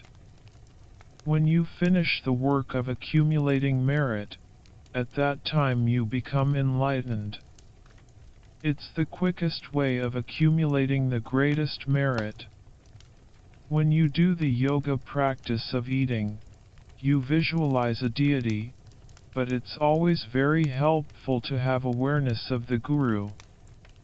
The deity is the transcendental wisdom of non-dual bliss and voidness, the Dharmakaya, which is the absolute Guru.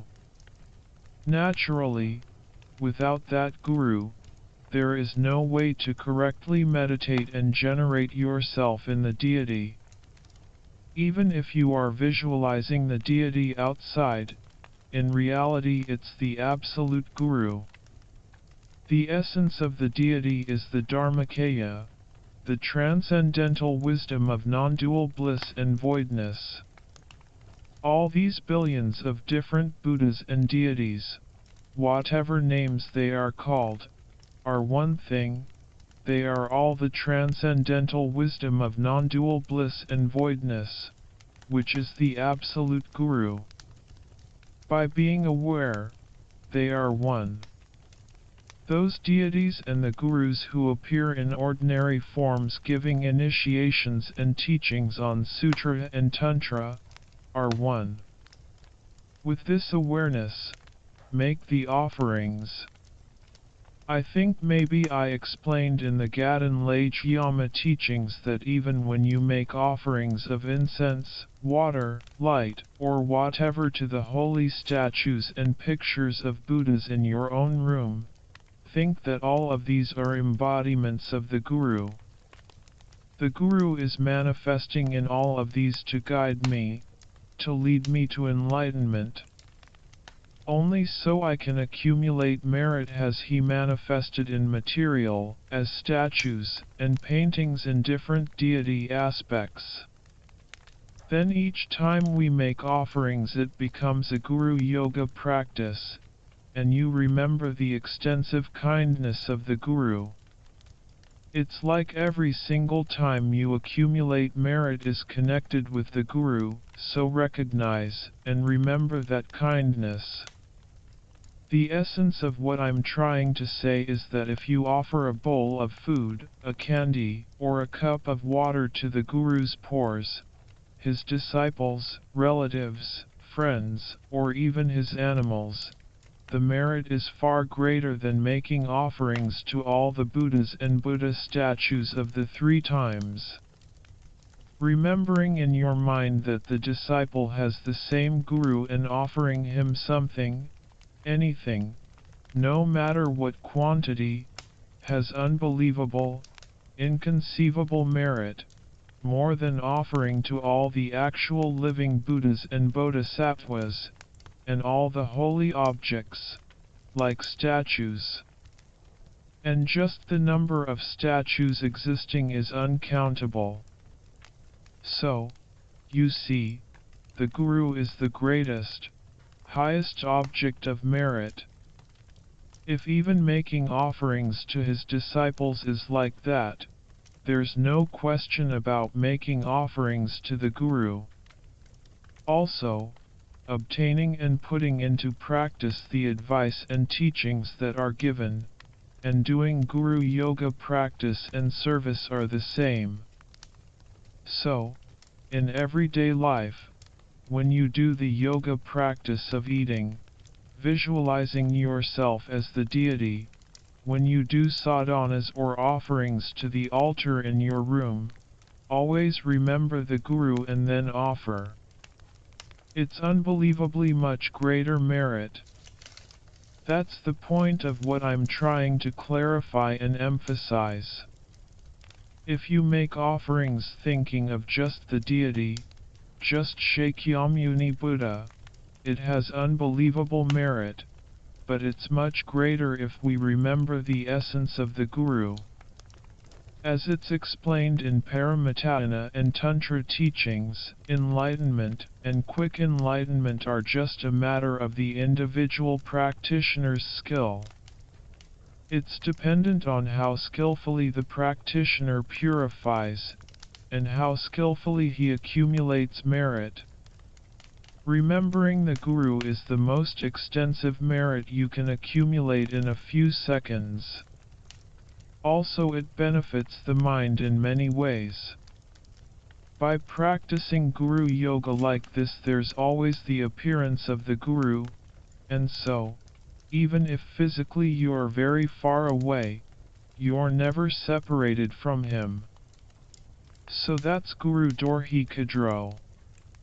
With this awareness, make the offerings. After having generated bliss and voidness in the holy mind of Guru Dorje Khadro, the goddesses absorb back to the heart syllable. As they absorb, snap your fingers. This sound is easy to understand. It exists by dependent arising. Without gathering all the conditions and the label, without the fingers meeting together, the sound cannot exist. It's easy to understand, so it's used as an example, the same way the practice of offering is. The second offering is padam, and the mudra is the feet cleaning mudra. For the flower offering, pup, the hand mudra is like sprinkling flowers. The mudra for dupe, the incense offering, might be showing carrying incense. I'm not sure. Incense is offered to the nose. Alok is the light offering to the eyes, and Ganda, offered at the heart, is scented water for the holy mind. Nayad, the cake, is offered to the tongue. Bend your two pointing fingers when you perform the mudra. Then lastly, for music, Shabda, the mudra is like playing cymbals. Transform the goddesses by snapping the fingers, do the mudra of the offering and then snap the fingers again. Each offering is numberless. The more you can think, the greater the merit. For the praise, there is no Tibetan prayer here, but in English it says, "To you Vajra Akshobhya, great wisdom. The Vajra sphere so very wise. Your three Vajras of body, speech, and mind being the three mandalas. To you who have this knowledge, I prostrate. To you Vajra Akshobhya, Mikyo Dorje." Akshobhya is the name of one of the Dhyani Buddhas. By purifying the impure aggregate of consciousness, it's transformed into Akshobhya. In Tantra practice, and in particular, in the cooperative generation and completion stage of Maha Tantra, there are four major types of initiation you receive: vase, secret, wisdom, and absolute or word initiation. During the vase initiation, there are the 5 Dhyani Buddha initiations, then there's the Vajra Guru initiation. When you take the initiation of Akshobhya, it leaves the potential on the mind, or I, to purify the impure aggregate of consciousness, to purify ignorance and achieve Akshobhya. Taking the Vairocana initiation leaves or plants the potential on the mind to purify the impure aggregate of form and achieve the Dhyani Buddha, Vairocana. Taking the Amitabha initiation leaves an impression on the consciousness to purify the impure aggregate of cognition and to achieve Amitabha. The potential is left on the consciousness, so it's labeled leaves impression on the I. It might be like that. Taking the Ratnasambhava initiation leaves the potential to purify the impure aggregate of feeling and to achieve Ratnasambhava. And taking the initiation of Amagasadhi leaves the potential to purify the impure aggregate of compounded phenomena and to achieve Amagasadhi. The aggregate of compounded phenomena is all the rest of the thoughts left after having taken out consciousness, feeling, and cognition. Also, when we take the 5 Dhyani Buddha's initiations, it leaves the potential to purify and cease the 5 delusions of ignorance, attachment, anger, pride, and jealousy, and to achieve the 5 transcendental wisdoms. The advantage of taking initiations more and more, therefore, is that it becomes more and more powerful. If you plant more and more seeds, it's more powerful and, in that way, quicker to cease the continuation of these impure aggregates and to achieve the pure transformation into the aggregates of the Dhyani Buddhas. That's the great advantage of taking initiations again and again. It's the same advantage to take the secret, wisdom and word initiations again and again. Each time you take the 4 types of Maha-Anuttara initiation, it purifies even the heaviest negative karma of having broken the root Tantra vows. If the mind is covered and stained more and more by obscurations, downfalls, and negativities, there's no opportunity for realizations. It becomes more and more difficult to receive them. So this is another great advantage of taking initiations again and again. It purifies a lot of heavy obstacles and makes them thinner and thinner, even though the obstacles have been received already. It's a very skillful method to generate the path of realizations. To you, Vajra Akshobhya. Akshobhya means immovable, unable to be disturbed by delusions. Not only are the disturbing thoughts ceased, but even the subtle obscuration, the potential left which disturbs the achievement of the fully knowing mind, is purified and ceased completely. There's no way for delusions to rise again in Akshobhya's mind and cause harm like they do to us, destroying and overwhelming us, and not giving us the freedom to do what we want. We are moved by delusions. Buddhas are unmoved by delusions. When we meet different objects, we are moved, disturbed, overwhelmed by anger, attachment, ignorance, jealousy, pride, and wrong views. Because of not having removed the seed of disturbing thoughts inside us, because of not continuously practicing the remedy and not constantly watching the mind, we get moved and overwhelmed by delusion. So, Akshobhya is unmoved by delusion. Vajra means the Vajra holy body, speech, and mind of the Buddhas. As I mentioned before, all the Buddhas are condensed into these three vajras of holy body, speech, and mind. All the Buddha's holy bodies are embodied in one aspect, Vairocana. All the Buddha's holy speech is embodied in Amitabha, and all the Buddha's holy minds are embodied in Akshobhya. Akshobhya is called Vajra because he is the embodiment of all the Buddha's holy minds, the transcendental wisdom of non-dual bliss and voidness, which is the definite meaning of Vajra.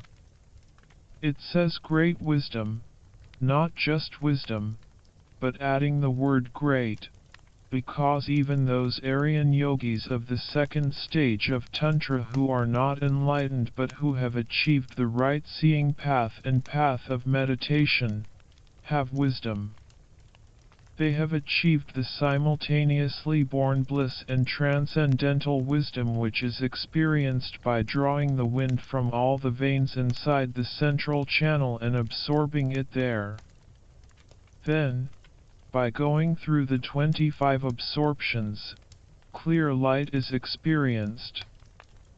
The subtle mind of clear light experiences the transcendental wisdom of simultaneously born bliss. The yogis who have experienced the clear light of example and meaning, and then unification, have the wisdom of clear light, but not the great wisdom. This great wisdom is the ultimate wisdom of clear light, the transcendental wisdom of clear light which is completely separate from even the subtle dual view, and doesn't have the slightest stain. That is the great wisdom. The Vajra sphere. Vajra is the transcendental wisdom. Just relate it back to the words before. The great transcendental wisdom, the ultimate clear light. By developing this transcendental wisdom of clear light more and more, until there's nothing more to develop, you attain the Vajra. This is the ultimate wisdom of clear light that has completely ceased the subtle dual view. Sphere means that Vajra, the transcendental wisdom of clear light, is holding its own essence, its own nature. In other words, the transcendental wisdom, the Vajra of the great wisdom, is abiding in clear light, oneness with emptiness, like having put water into water.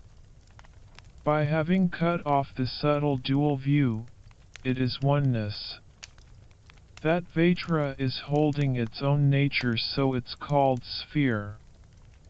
That great wisdom, inseparably oneness with the clear light emptiness, of one taste, as if water had been put into water, that itself is the sphere.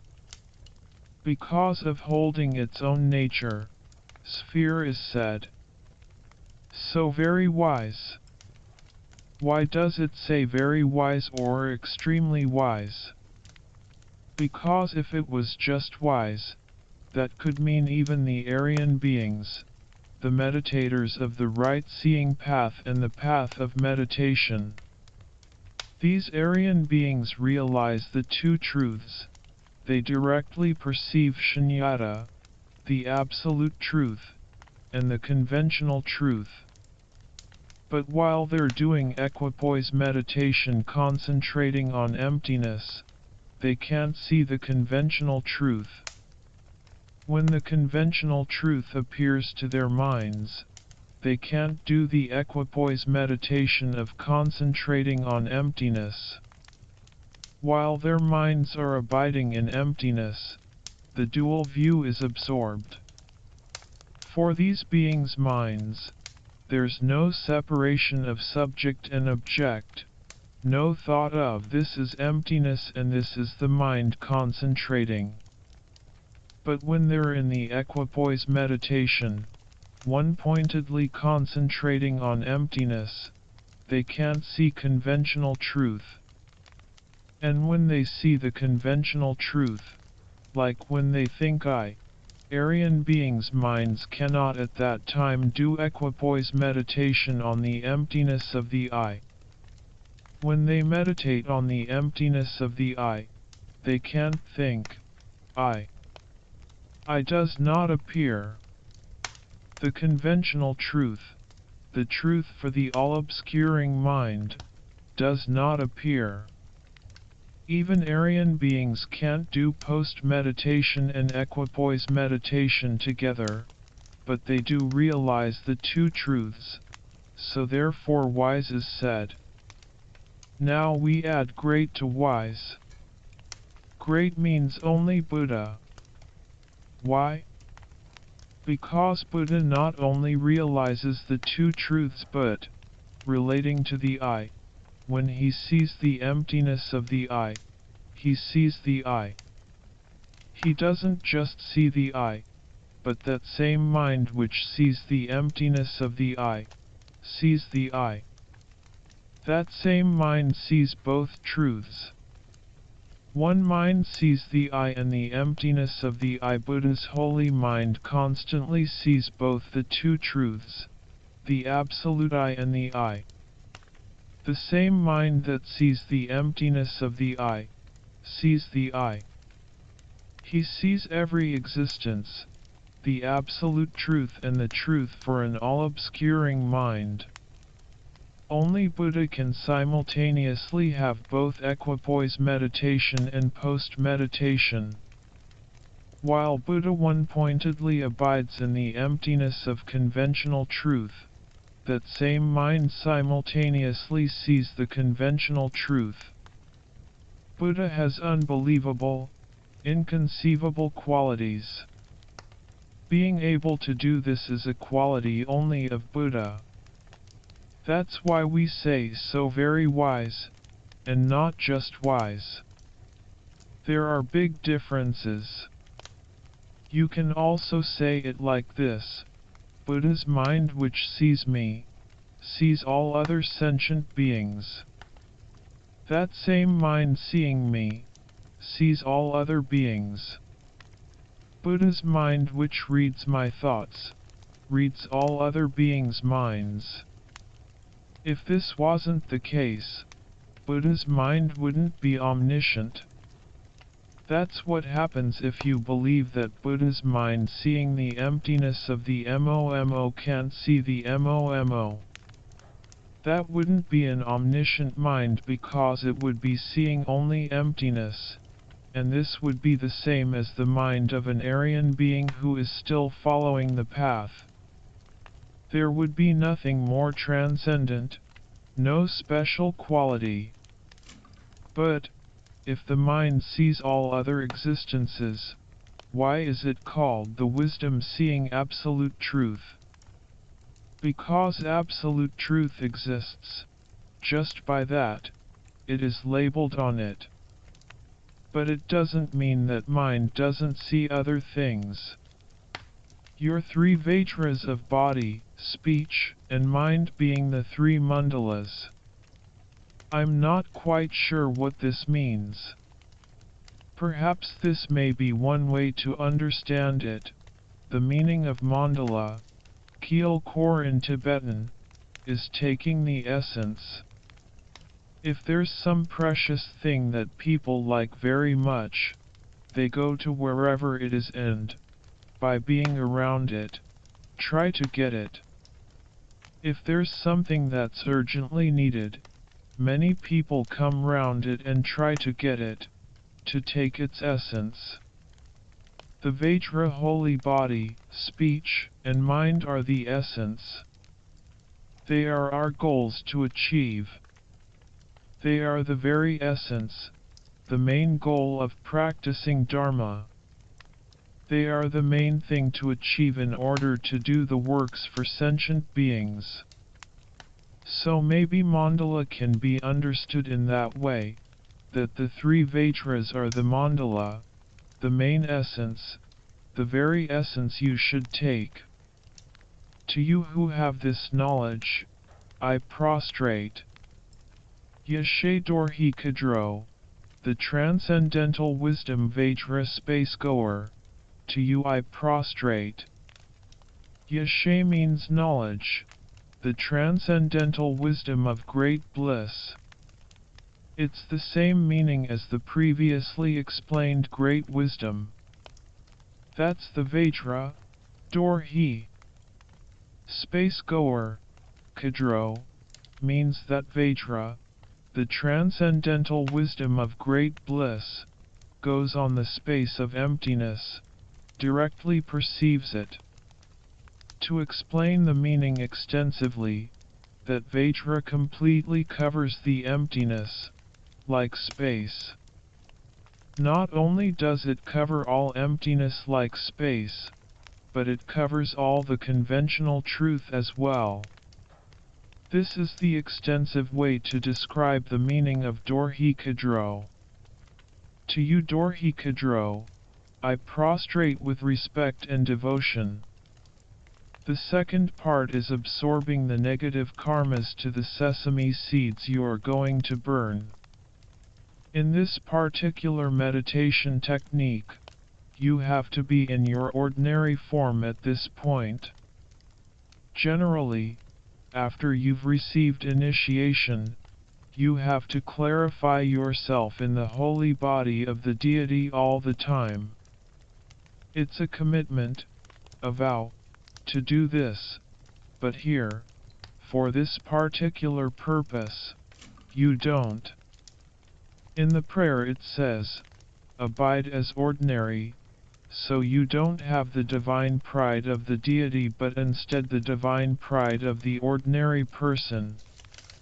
From your crown to your heels, visualize your body like a membrane, the very thin cover with which baby animals get born, that's filled with air, like a balloon. It's completely hollow inside. At the center of your heart is the syllable of negative karma, a black pam. In the center of your navel is a red ram which transforms into a standing triangle-shaped mandala with the one angled side pointing to the front of your body. Even though you are sitting, the visualization is made as if you're standing. Below your heels is a blue syllable yam which transforms into a blue air mandala, shaped like a half moon. The curved edge is towards your back and the straight edge to your front. From the black pam at your heart red-black beams like hooks are emitted through all your pores.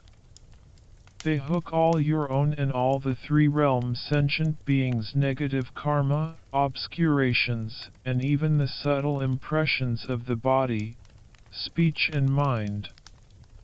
They absorb as black beams to the heart pam. Then the wind mandala below your heels begins to move very violently, enters through your heels and comes up through your body, through the legs. It's like the bellows the blacksmith uses to blow on the fire and make the iron extremely red. That's the Tibetan style. They're made of skin and when you open them, air goes in and as you push these things down, air goes on the fire. So just like that, air comes up through your heels and the fire mandala at your navel begins to flame and burn very much. The triangle-shaped fire is pointing upwards, and it's so hot and flaming and very radiant. This fire gradually chases the pam up from your heart and, as your breath goes outside through your nostrils, the black pam comes out in the form of scorpions. These absorb to the sesame seeds you have prepared in front. All the negative karmas, obscurations, and vices of having degenerated samaya of all sentient beings absorb to the seeds in the form of scorpions. One Lama's meditation technique is that the cause is the scorpion's flesh and skin, the aspect is the sesame seeds and the essence is the 5 nectars. In this way it has 3 qualities. 5 nectars is du tsi na in Tibetan. Du means the 5 delusions and tsi means the 5 transcendental wisdoms. Then saying 5 makes sense, but in English it's not clear when you just say nectar. Du means mara, which is the 5 delusions, and tsi is the medicine, which is the 5 transcendental wisdoms. Na means 5. That's one Lama's explanation. However, a scorpion absorbs to each seed. Think that each sesame seed is all the obscurations, negative karma, and vices of having degenerated samaya of you, yourself, and all sentient beings. Each sesame seed. In aspect they have the ugly forms of scorpions, which is digbarachin in Tibetan. Why scorpions and not slugs is because of the name, I think, evil one with horns, as I explained before. The title is the result of negative karma. Because of negative karma you get that ugly, terrifying body and then, with that body, create more negative karma. So because of the Tibetan name Digpa, negative karma, scorpions are visualized rather than snakes or slugs. It's very important to think that each sesame seed is in the aspect of a scorpion, and that the essence of them is your own and all sentient beings' negative karma and vices of degenerated samayas accumulated for beginningless rebirths. The third part is how to actually burn the sesame seeds. When you do this part, the mantra and the offering of sesame seeds have to go together. It's the same with all fire pujas. You can't recite the mantra and not offer. Doing that is like cheating, and only accumulating vices. The mantra and offering come together. I think offering without mantra doesn't make any negative karma, although it doesn't say that here. But reciting the mantra and not offering is like cheating, like saying that you're giving something, but you don't actually give it. One very important thing to remember is that you, Dorje Khadro, and the sesame seeds, the 3 circles of subject, object and action are all illusory. How? By combining emptiness and appearance. There's no such thing as a subject of offering if there's no action of offering. There's no object of offering if there's no action. And there's no action if there's no object or subject. All of these are dependent, nothing exists from its own side. The only thing that exists is what is merely labeled. Dorje Khadro is merely labeled on this transcendental wisdom of great bliss and voidness that took this form. Nothing exists except what is merely labeled on the base by thought. Meditate on this meaning. Emptiness is unified with appearance. All 3, the whole thing, are illusory. This might be the rough meaning of that. By offering sesame seeds, which in essence are the 5 nectars, to wrathful Dorje Khadro's holy mouth, he happily takes them and is delighted. His holy mind is completely satisfied with great uncontaminated bliss. Think this after offering the seeds. Your own and all sentient beings' degenerated samayas from beginningless lifetimes are completely purified. All sentient beings become enlightened. The Dalai Lama said there's more merit if you mix the seeds with butter. Also, when you are actually offering, take the seeds in your right hand between the thumb, ring finger, and middle finger, and offer them with the palm facing outwards. Don't just drop the seeds in the fire with the back of your hand towards Dorje Khadro.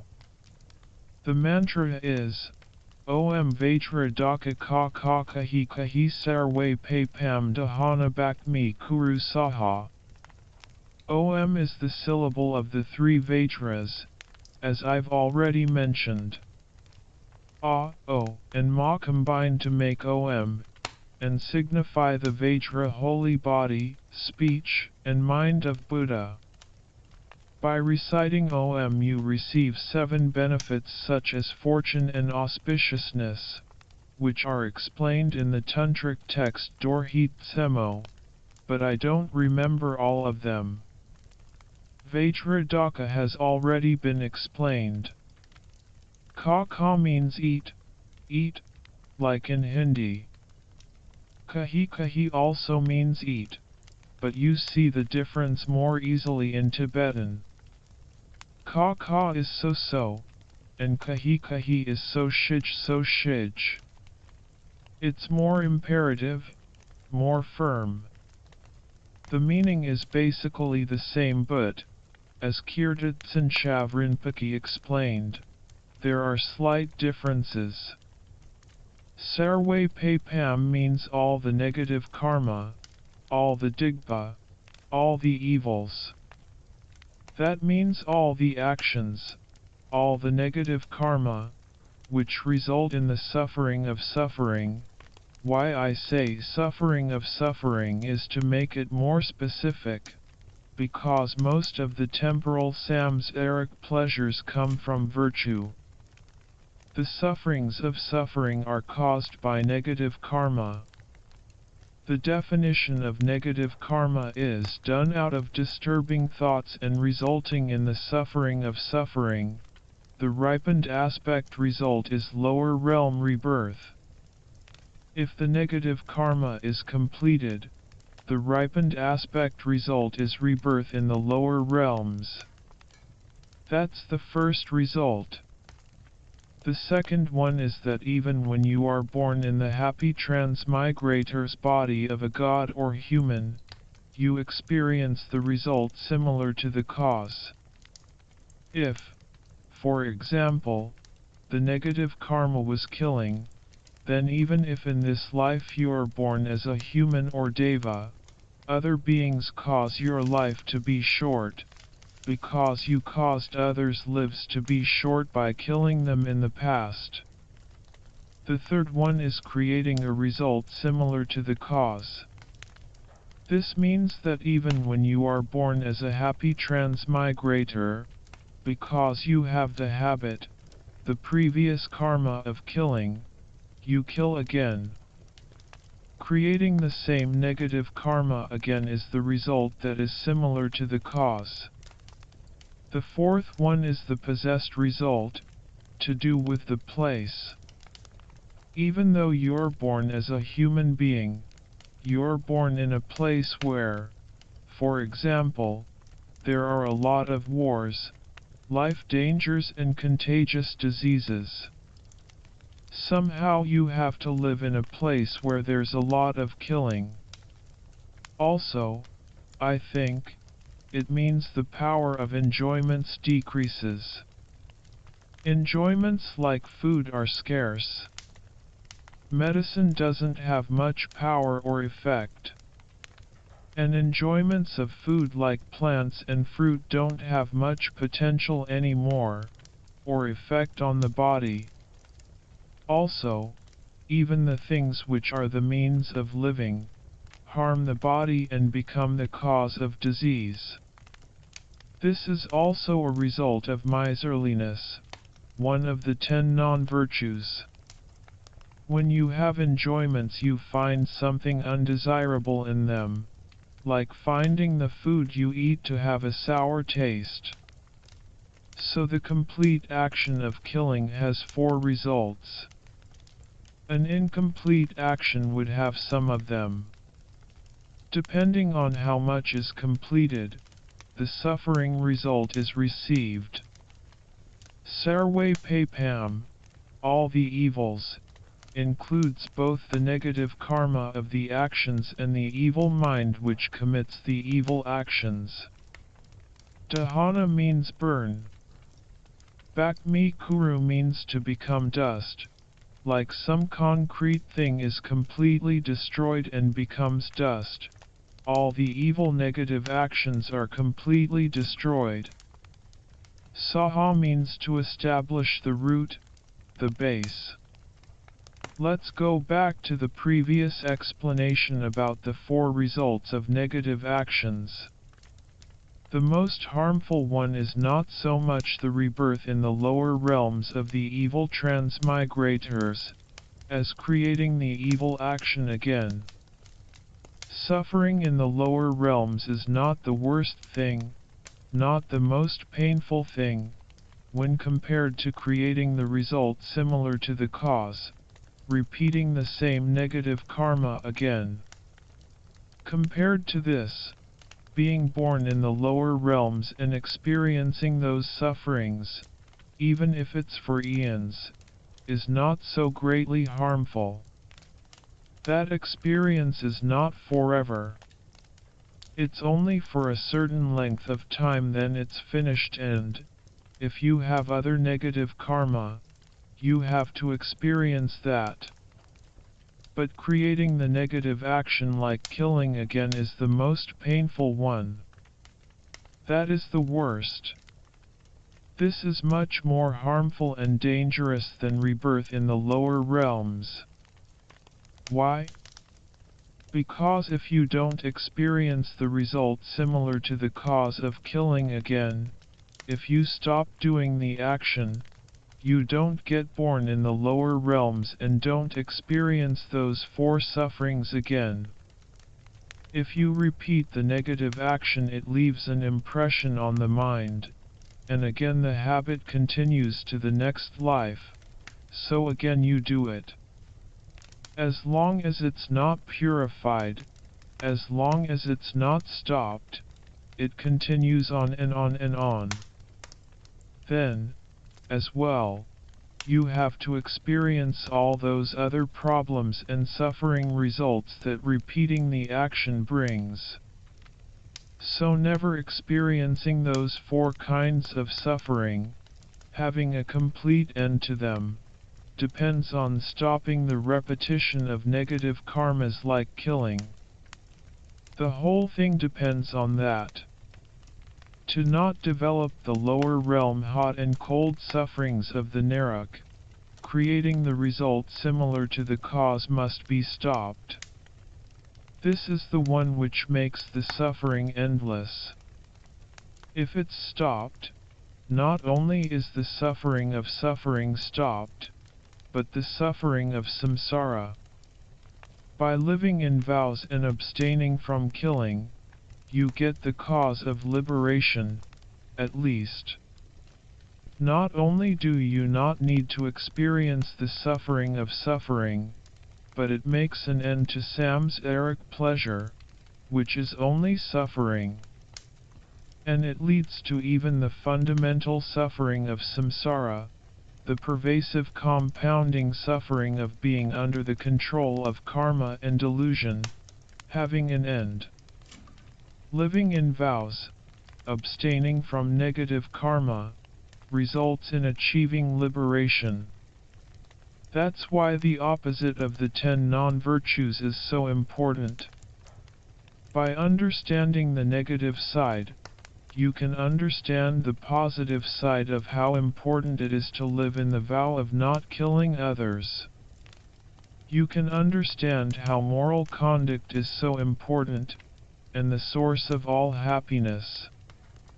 After the mantra, the text says, "May all the obscurations, negative karma, and degenerated samayas which I have accumulated from beginningless time shintam kuru yi saha," which means be pacified completely. You recite the mantra and offer with it, then make this request. The actual word is I.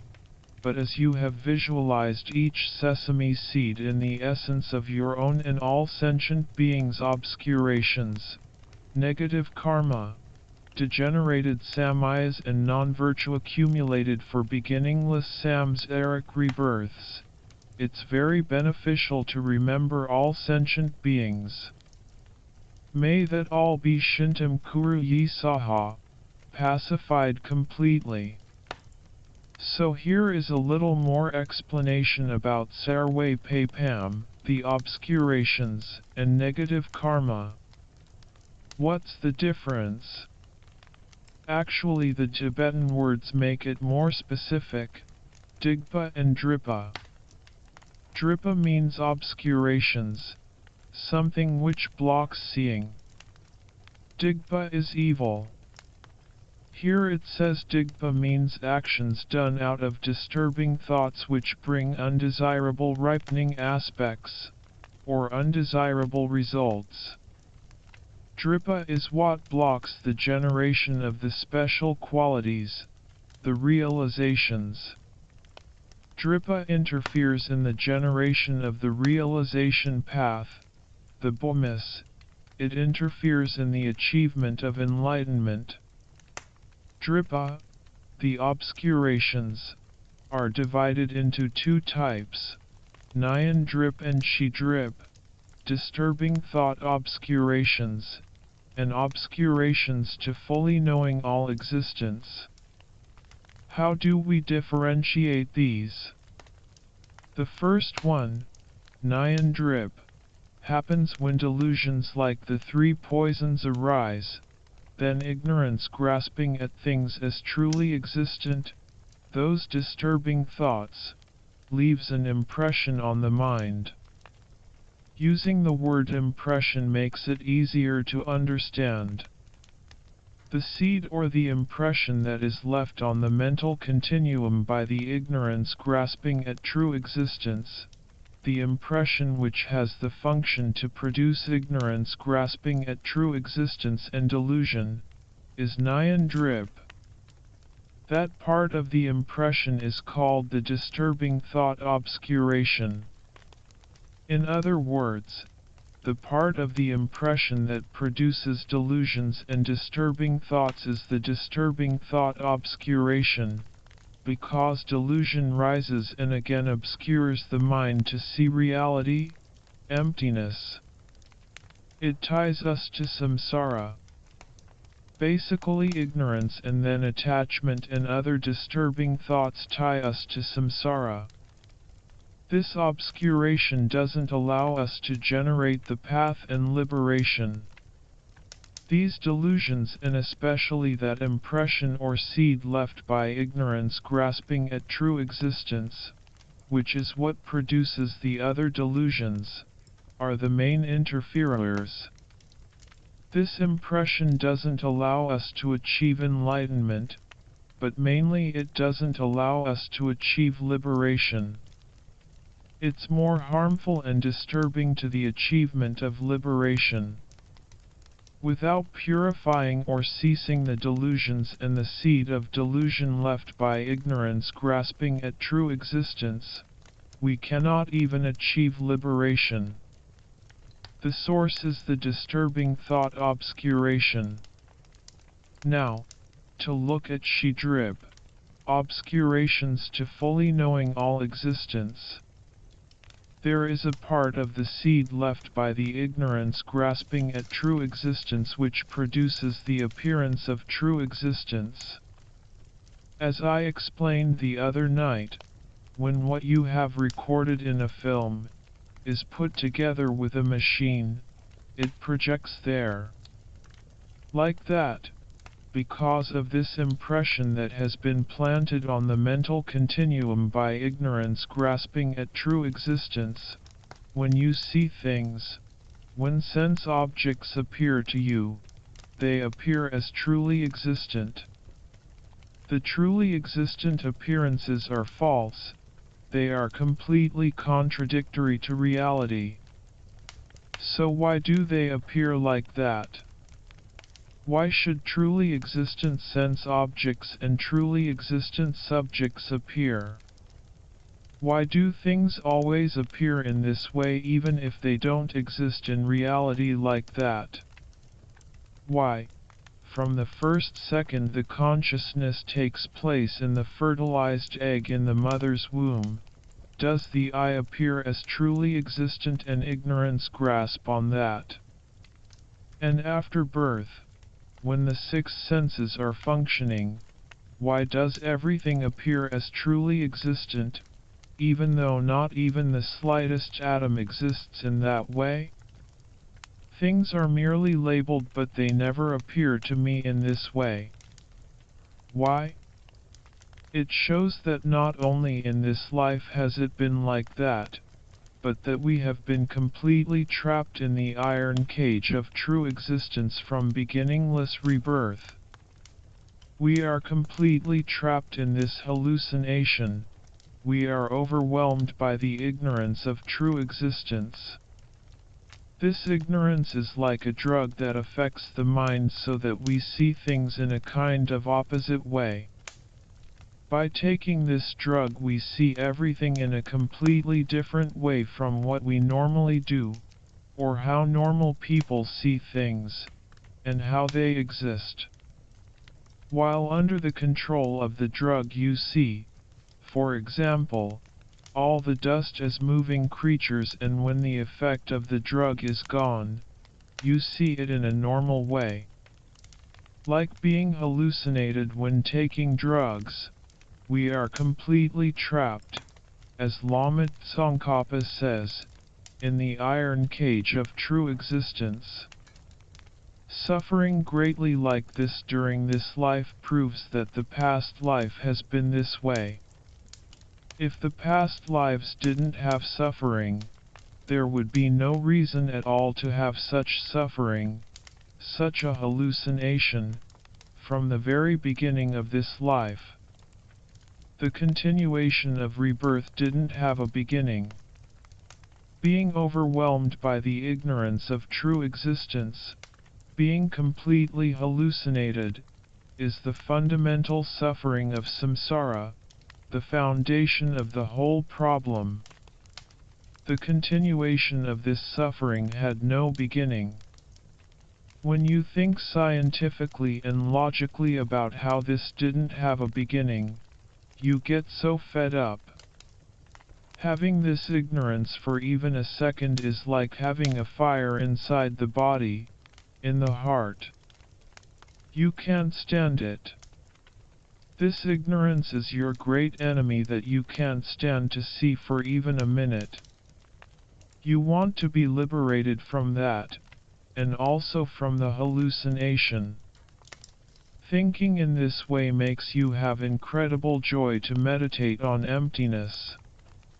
Seeing how harmful this ignorance is makes renunciation arise, an incredible desire to meditate on and study shunyata. You can't wait for even a second. You feel incredible happiness to have the rare and difficult to find opportunity to hear about and meditate on shunyata. It's easy to receive correct teachings on moral conduct and the method side. But to find teachers who have done the correct practice of meditating on shunyata and have attained correct realizations is not so common. Shunyata is a very subtle and profound subject. Because of that, even if the word shunyata is used and even if the teacher is learned in many other ways, shunyata may not be explained exactly and completely. Many followers receive teachings on shunyata, but they're not complete and they're very gross. Only first or second or sometimes third level realizations. But the teachings we have heard have been completely correct and well explained, from qualified teachers. Having made a lifetime study on the subject of the two truths, examined them thoroughly and reflected on the meaning, these teachers have found a perfect and unmistaken realization. On the basis of that, they've practiced Tantra and achieved second stage realizations of clear light and the illusory body. Therefore, we're extremely fortunate to have met these teachers and received these rare teachings. Thinking in this way helps your guru yoga practice, especially the kindness of the guru part, when you remember that they've revealed shunyata.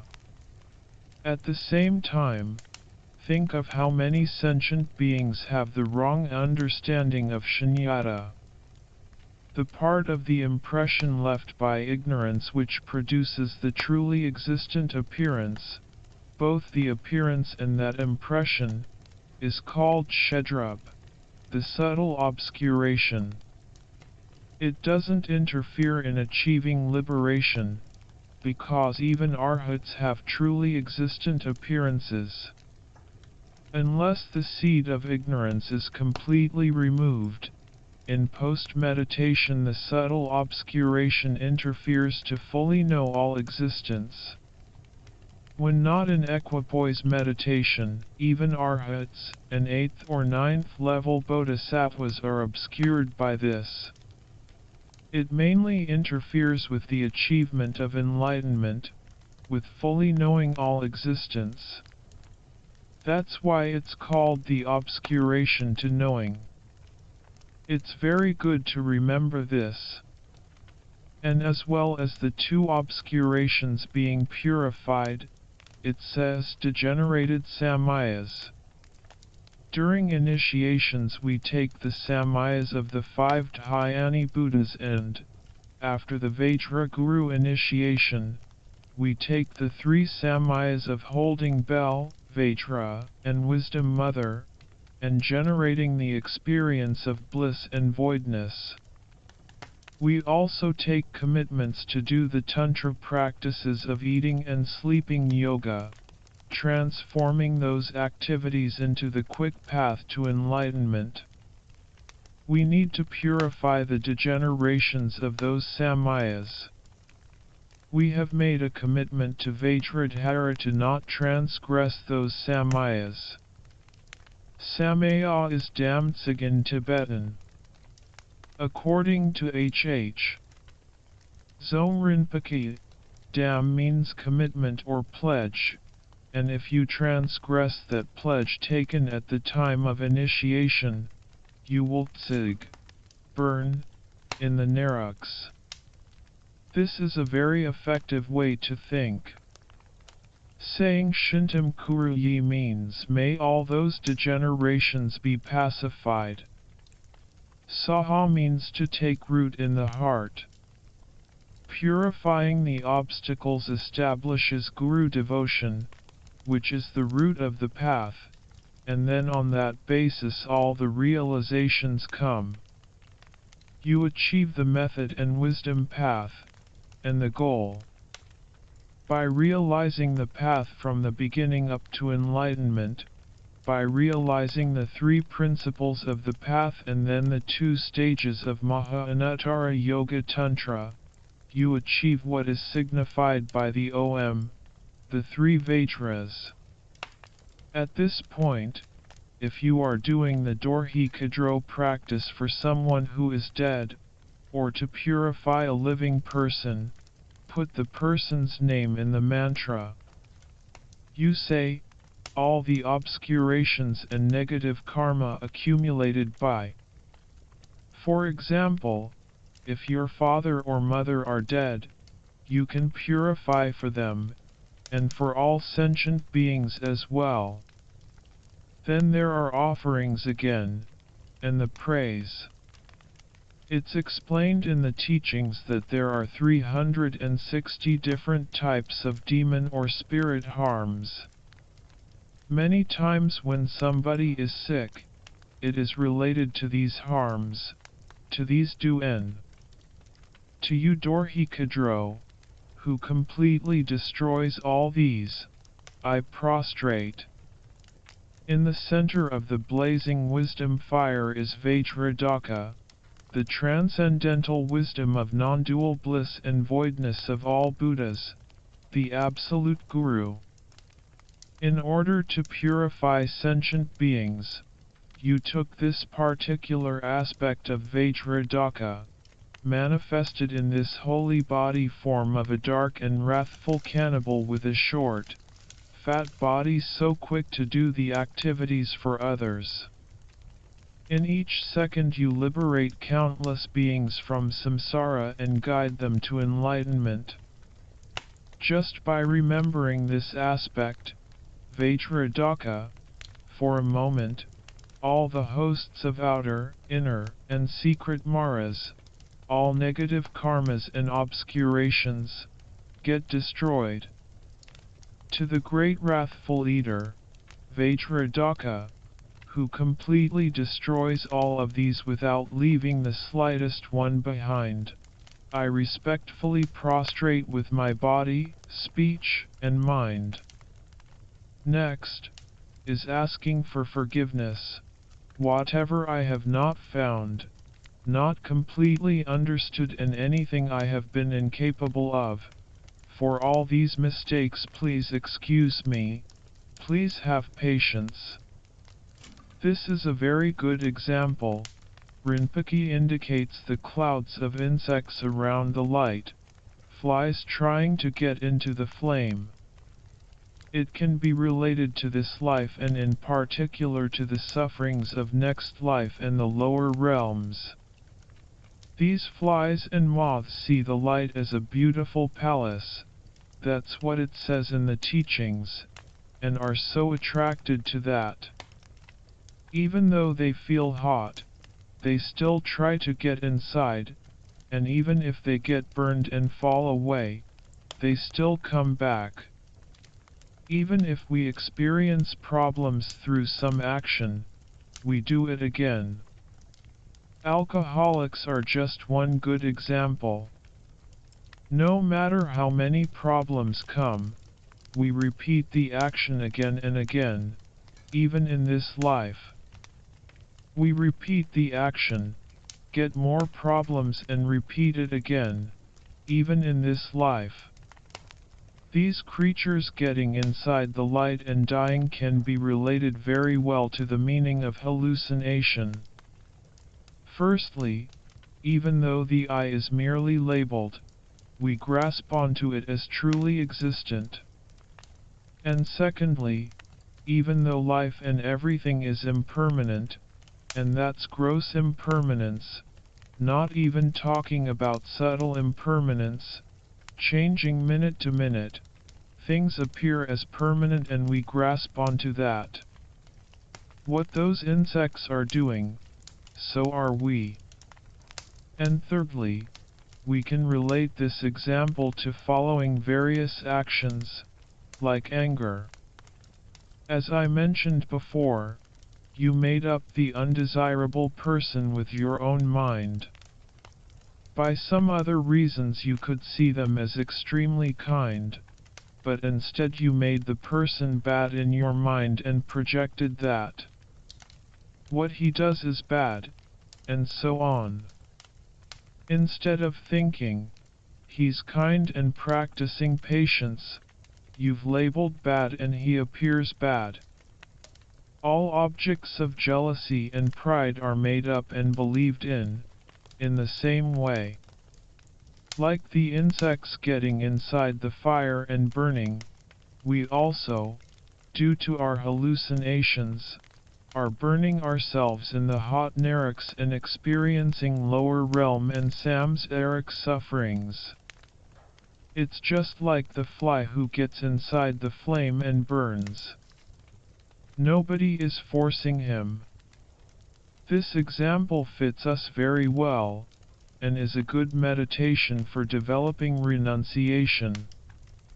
Then the transcendental wisdom that you invoked returns to its natural abode and the Samaya being, Dorje Khadro, becomes oneness with the appearance of the ordinary fire. At this point there's a mudra to do, the vajra fire mudra, but I don't know it. Until the fire stops, you can't disturb it. But if, for some reason, you really have to put it out, pour milk or blessed water on it. If you're doing Dorje Khadro retreat, collect all the burned sesame seeds in your retreat place until it's finished, because those leftovers are blessed. You do the same with them as anything you've offered to the triple gem. You can't throw offered water or whatever in a dirty place like roads or bathrooms. You put it in a clean place. In the Lamrim teachings it says to throw offered water where people won't step over it. So you can put the ashes in rivers to purify the creatures there, or carry them up on high mountains and scatter them to the wind. Wherever you leave them, it must be a clean place. According to tradition, the Lama should now make the Dorje Khadro practice with the disciples. Besides giving the commentary, the words, he should show the actual practice. Dedication. Due to these merits, may I and all sentient beings never be separated from and always be guided by the Supreme Mahayana virtuous friend. May we always drink the nectar of their holy speech without satiation.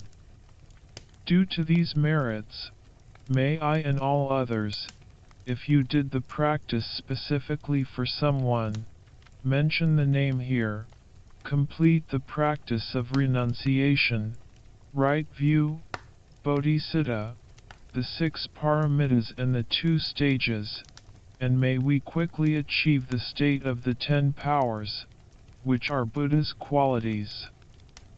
Then make the auspicious prayer expressing the truth, by the powerful unbetraying triple gem, the unbetraying spheres of existence, which means emptiness, an unchangeable dependent arising.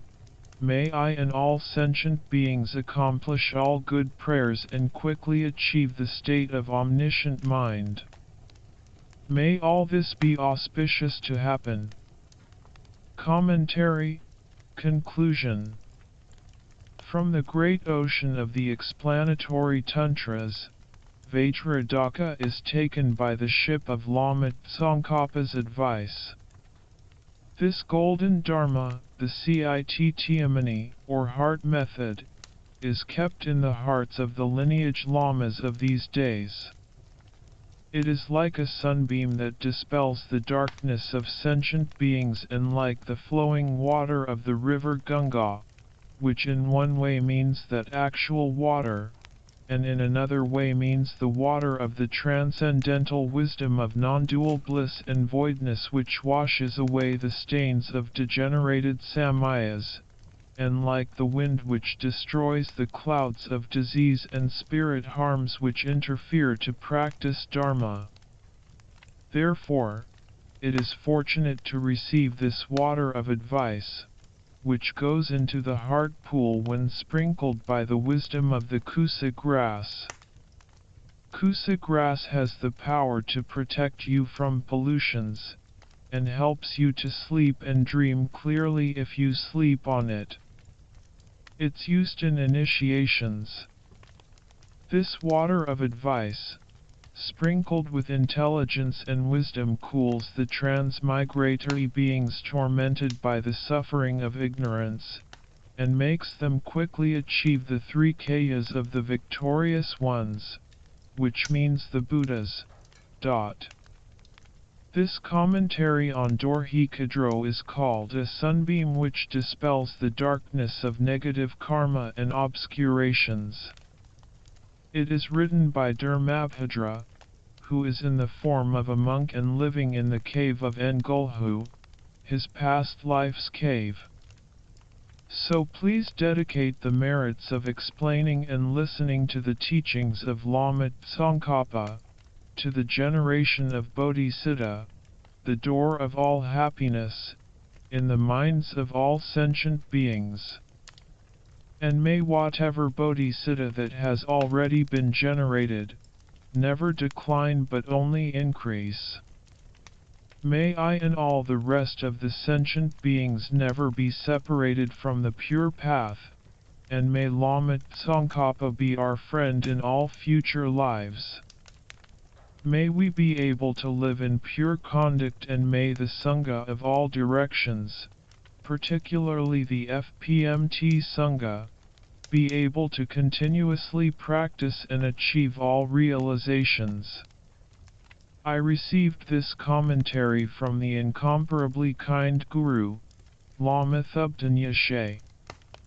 Then later, with some Westerners, I received it from His Holiness the Dalai Lama. Having the opportunity to practice this is by their kindness.